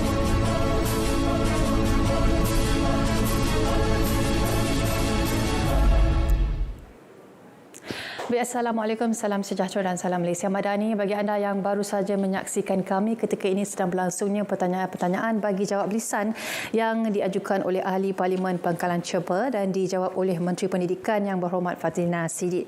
Dan sebelum ini sebanyak 9 soalan sudah pun dijawab bagi pertanyaan-pertanyaan bagi jawab lisan dan 3 soalan bagi waktu pertanyaan-pertanyaan menteri. Dan di mana soalan pertama bagi waktu pertanyaan-pertanyaan menteri dijawab oleh Perdana Menteri Datuk Seri Anwar bin Ibrahim, di mana beliau mengatakan bahawa keputusan Jemaah Menteri berkaitan peralihan dari model single wholesale network kepada dual network adalah untuk kepentingan keselamatan negara dan juga kebebasan memilih dengan syarat-syarat yang ketat, di mana beliau menjelaskan kesemua telco ataupun syarikat telekomunikasi yang terlibat menggunakan rangkaian DNB dengan struktur yang ada sehingga siap sepenuhnya 80% dari rangkaian tersebut, dan juga bagi memastikan konektiviti ataupun ketersambungan dijalankan termasuk di kawasan desa pedalaman. Dan antaranya beliau turut menjelaskan bahawa syarikat yang telah mencatatkan keuntungan terbaik dikehendaki agar melabur bagi menjamin keselamatan dan akan dipantau bersama dengan National Cyber Security Agency, dan implikasi ataupun kemudaratan dapat dikurangkan dari pelibatan bersama yang dilakukan oleh pihak-pihak telco tersebut. Dan selain itu, harga yang ditetapkan kepada pengguna mestilah diparas rendah seperti yang ditetapkan di bawah peraturan DNB. Baik, selain di TV1 dan juga saluran berita RTM, anda juga boleh ikuti kami di rtmparlimen.rtm.gov.my, juga menerusi muat turun mudah ke telefon pintar anda RTM Klik di App Store, Play Store dan juga Huawei Apps Gallery. Baik, kami bawakan terus persidangan Dewan Rakyat kepada anda. Kembali silakan.